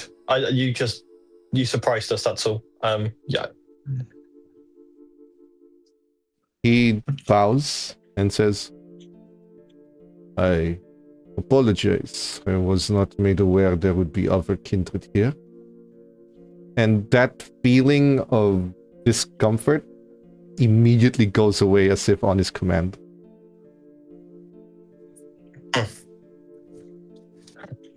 Is this man familiar in anything that Aaron has read? He read one thing, and it was a footnote about how Beckett travels with a particular group, one of them being a priest, or dresses like a priest. He puts his hand, like right hand is on the Bible, his left hand is like on his chest, and he does a small bow. My name is Anatoly. I am a traveling companion of Beckett. My presence. So Beckett's still in the city then? We are to stay until the events have concluded. My presence can be uncomfortable. You are kind, so I apologize. I have business with the man inside, which I assume you have had as well. Except I am 20 minutes early. But I will not keep you. He just makes a motion to stand aside so you can move. Please, enjoy your evening. Oh, sir, just one too. question. Of course. Oh, we all have the storm coming forward. Chicago is seeing a one-of-a-kind change of weather. I'm curious, any more thoughts regarding this storm? We had met Beckett earlier. You are familiar with meteorological anomalies in world, da? There are... somewhat. But you know there are many weather patterns still yet explained. Many Yes. weather patterns of such nature are, in my experience, oftentimes caused by the meddling of the unnatural. It is a course correction of the way the world works. The storm is no different. Many things unnatural happen. Storm becomes consequence of such action.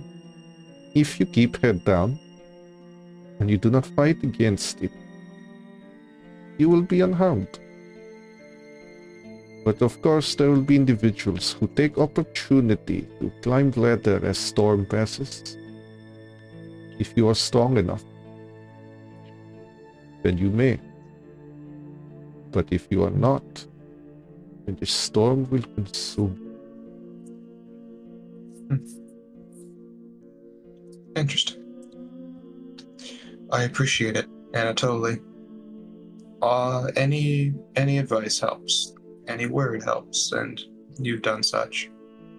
If it is advice you want, keep head down, unless you are confident that you can handle the storm caused by generations beyond you.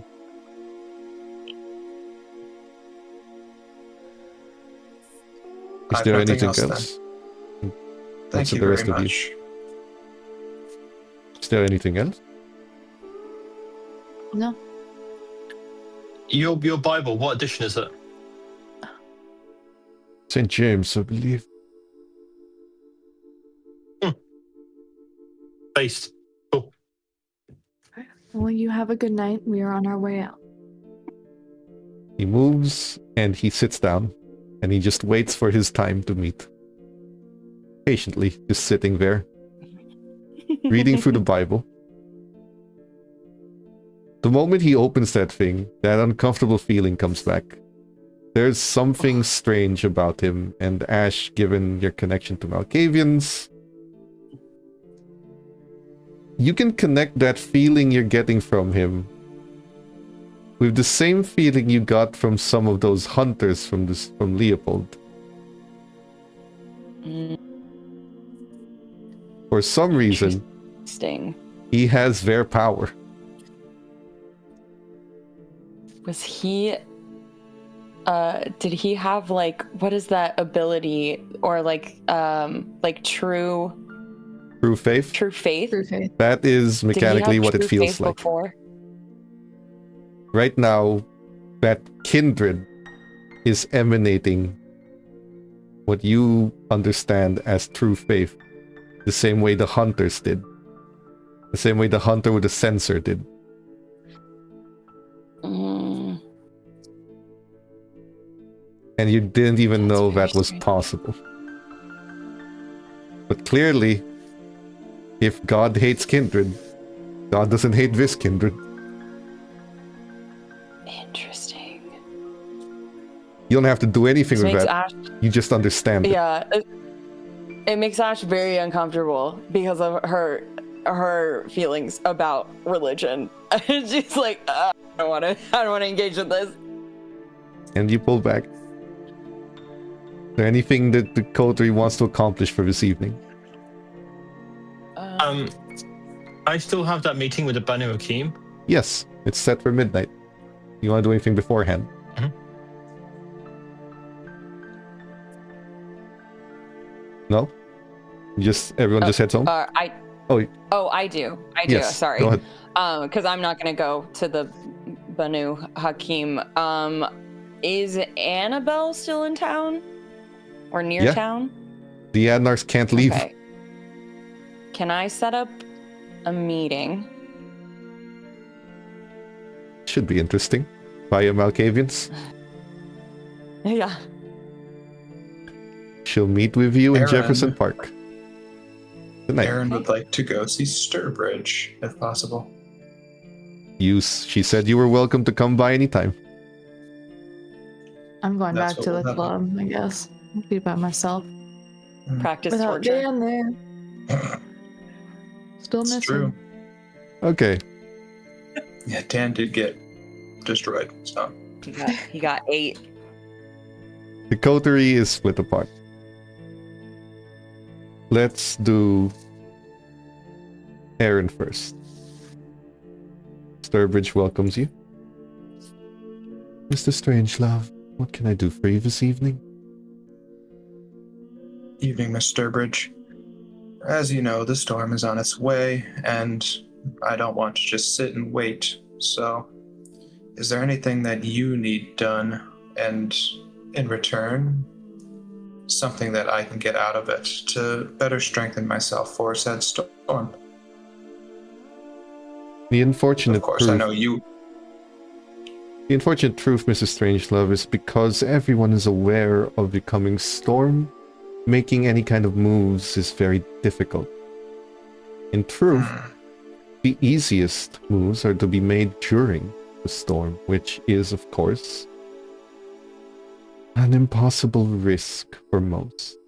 But as of right now, the ideal scenario is for all of us to keep our heads down.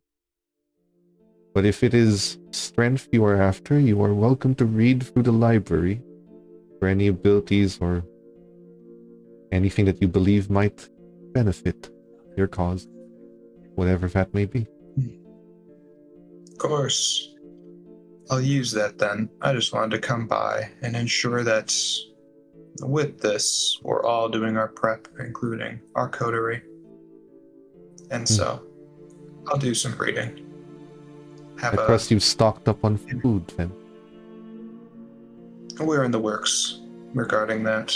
I believe we're going to turn our club into a temporary evac shelter during that time with at least something to give us the bare minimum. That way we aren't completely starved. A classic process. In that case, if there are any materials that you require that you may not be able to acquire, please feel free to take a look at the vault. There should be some ingredients there for almost anything. I can do that, and I'll let you know what I take so that way inventory is not a pain in future for you. There is a ledger. You may place it there on your own. As for other than that, I can't offer you anything to bolster your abilities other than the books you may read here. Making movements before a major event. Well, there's a reason kindred tend to stay quiet before major events. The calm before the storm is more than just a saying for our kind. True enough. True enough. I think I know the path that I'm going to take, so when I get finished reading here, I believe I'm going to open that gift that you've given. Very well, Just then. to let you know. I'm sure you would know the second I would, with the wording that was on it, but... Oh no, you misunderstand that word, Mr. Strangelove. It is only meant for you to open. There's nothing more to I it. see. When you open it, it will be your decision. I will not know. But consider whatever is inside of it when you do open it. Consider it a token for being quite handy in these last nights. Whatever you decide further, whether you continue to stay here and grow your position, or if you choose to leave, or indeed choose to do something entirely different, however reckless, know that it is a small token of your usefulness and contribution. A reward, if you'd like to see. think of it as such. Sure. I appreciate it. Even without having opened it, I know it's going to be something very useful. Feel free to read. Right. I will.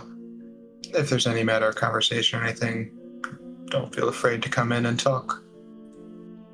At the moment, there are some materials I'm having procured, and some rituals I'm in the process of understanding. But you may have the extra room for your own studies.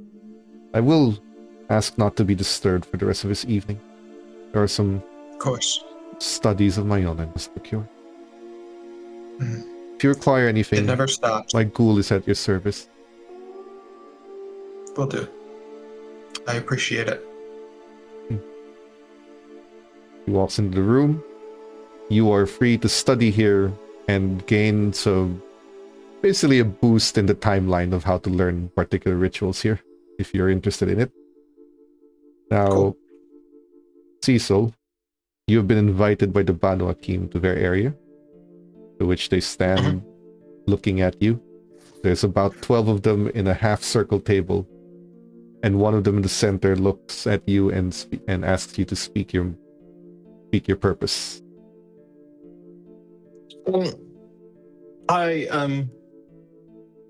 May I ask why there's so many for this arrangement? Because you are an outsider of our clan, and if there is anything important to be discussed days before the storm to arrive, our clan's elders may have to decide as a collective.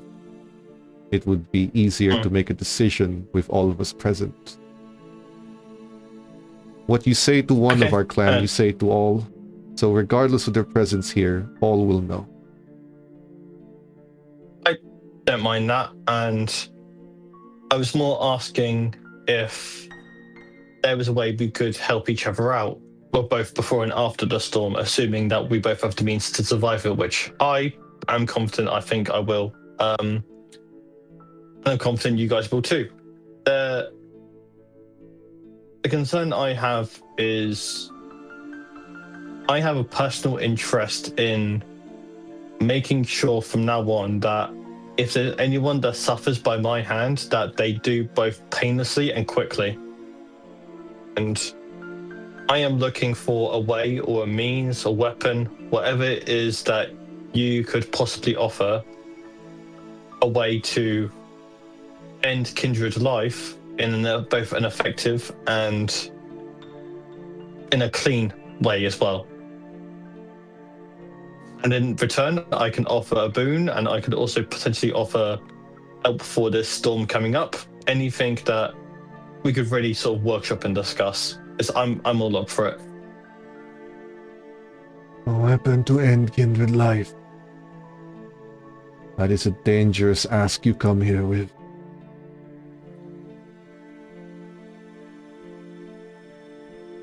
Ending kindred life is the sole purview of the prince.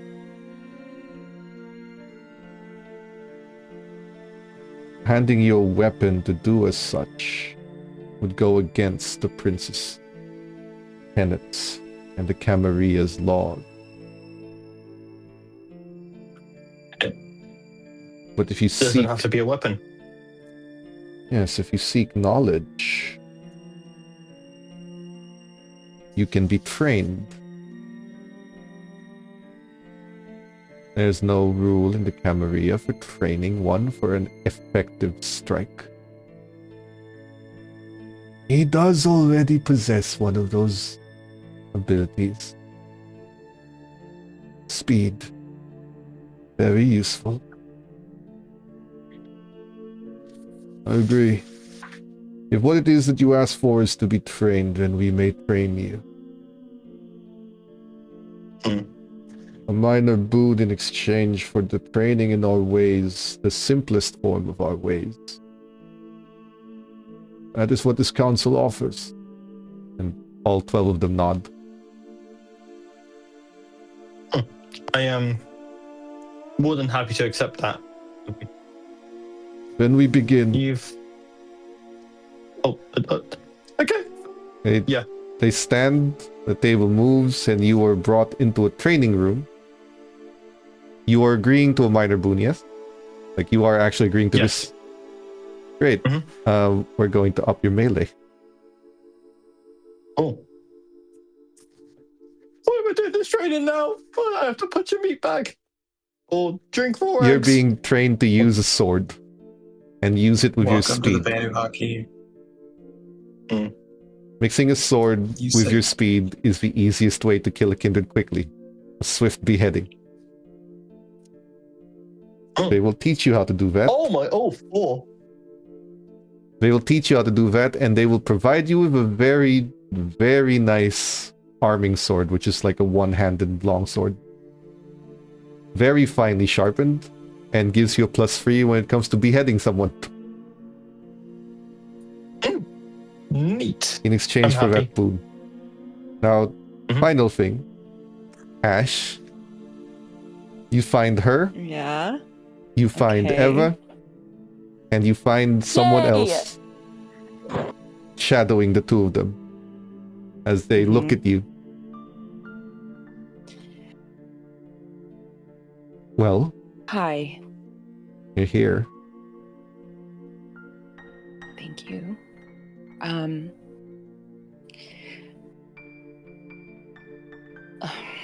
Look,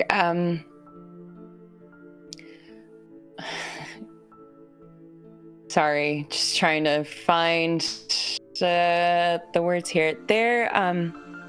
Annabelle, there was a time when you offered a place in your circle or in your group.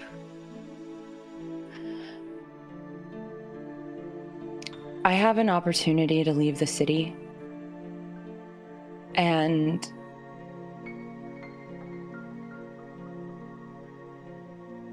I'm trying to figure out what to do and where to go. And so I guess I was just wondering that if I went to LA, would I have a place there? Or have I burnt any bridge?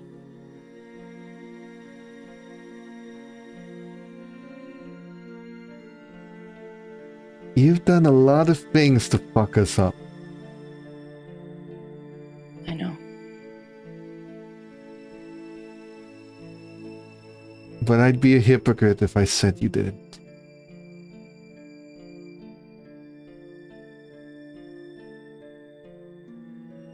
If you decide to come, And this isn't some kind of trap. And she's saying that looking around like there's like as if people were watching. And Eva puts her hand on her shoulder and shakes her head. Okay. Then we can find a place for you. And I'm sure, regardless of their differences, Victor and Nelly will find somewhere for you to stay, and you can be part of their domain, and you can live out your life however you want there. They're barons, but they don't bother anyone.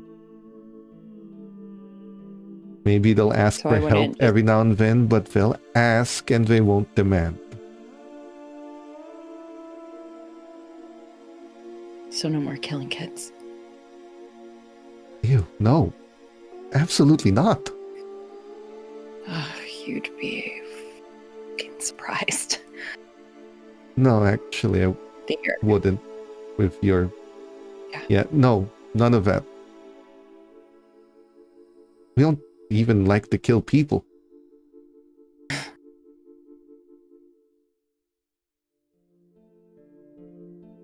You can stay there. I'll talk to them.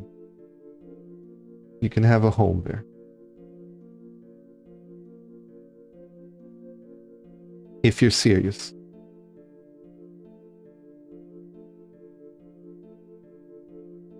I think I am. And keep your head down when this storm comes and we're all leaving after. That was the deal we made with the prince. I think we can smuggle you out. I don't think smuggling is going to be necessary. I have an out. I just need a place. Eva walks up to you. We'll find you a place. Somewhere to stay. A home. And you won't be bothered.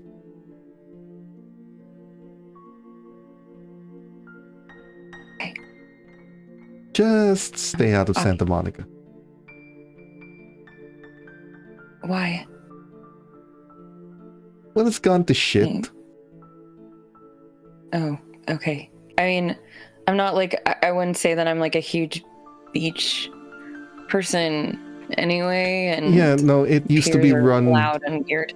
It used to be run by a Malkavian and their sister, and things kind of went off the deep end. It's a long story. Just don't go there. Not worth it. Okay. Oh, But everywhere I'll else is try fine. that. Okay. Okay. At least rebuilding Hollywood. So there's that. Honestly, I don't know that much about LA, We'll- but We'll yeah. get you sorted. I will I'm still trying to sort things out, but I will The Nosferatu obviously before Verwib this. is staring daggers into you. And he has a large fucking knife on his side. I'm sorry. Did I hurt you? And I'm like talking to them, to them. I'm like talking to the air. Like, did I do something to make you hate me, or? No. I'm just like this. Oh. Okay. Annabelle looks at you So- like, he has resting murder face. It's fine. Don't worry about it. Oh. Okay. Sorry, it just you looked like you like really hated me for a second. I was like, No, like, don't pay I mind see- to that. okay. He's actually very soft and cuddly when you think about it. Deep down, Okay. somewhere inside, he has a lot of fluffy hoodies. It's fine. Look, if you Okay. are serious about just... She hands you a piece of paper. Meet us here. The day the storm passes, we leave at midnight. Okay. You're there. If you're not, you're not. But you are welcome.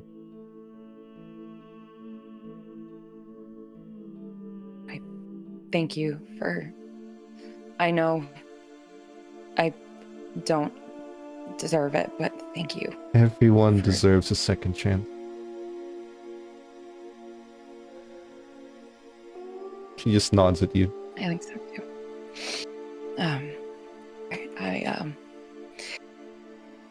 I'll go. Bye. Bye.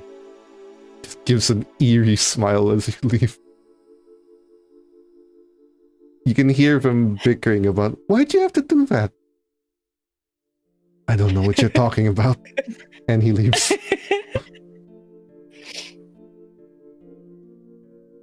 With everyone out and their plans being solidified, we are going to pause our story for the evening and call it there.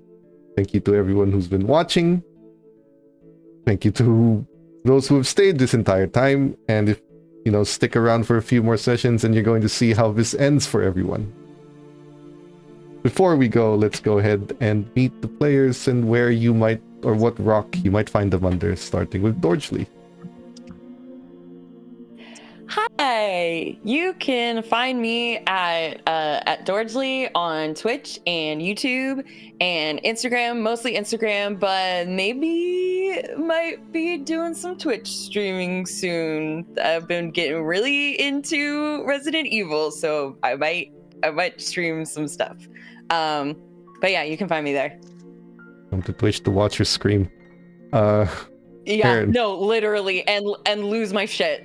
Captain, what hole can people find you under? My name is Captain. I don't have a hole. You don't need to worry about that. So I won't give you anything regarding my hole, but I will give you an album in case you are inclined. And so this album is going to be, hold on, my page closed. There were so many ways to praise that.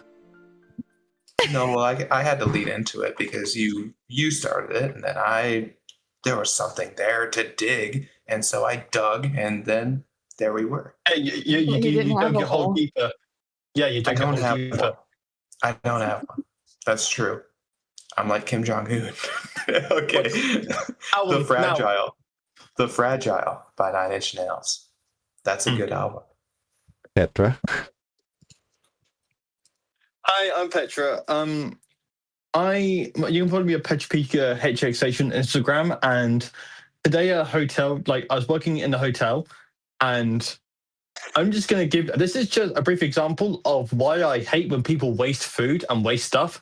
In one room today, for one person, I found 10 packets of crisps, unsealed, unbroken, 10 packets of chips for Americans, unopened, a half-eaten pizza, a 2-liter water bottle that was still almost full, and I, for some reason, found a 12-pack of condoms that weren't opened, but the plastic wrap was opened. So make of that what you will, but that's basically, I hate when people waste shit, and that's what you should take away from this stream. And it sounds like they're yours now. I didn't take the condoms, but I took the crisp. So, yeah. Yeah, it is. Shig. Yeah, why did you say my name like that? Okay. You can find me on Instagram at Manascona, and I kind of have a 2-in-1 special today. So the painting that I have is actually of an artist that I went to his concert 2 years ago, and I'm going back at the end of April to get it signed. His name is Witches, and this is the only time I enjoyed an oil painting. Yeah, I'll be getting it signed next month. And there's that, bro. Before we head out of here, for those who are watching, when this stream concludes, and a few weeks after that, this entire cast is starting an entirely new stream using the Savage World Adventures edition, where they're all going to be playing superheroes. Or at least most of them are playing superheroes. You'll see. So, catch us in for that. It's true. Some weird... We're all heroes. Slightly more lighthearted and probably open to some very weird shit to happen kind of game. So catch us in for that. But until then, we will see you next week. Or wait, or not next week? Oh, sorry. Wasn't Sorry, we are off next week. We'll see you the week after. All right, we'll see you in 2 weeks. Bye. Bye. Cybernation uncensored.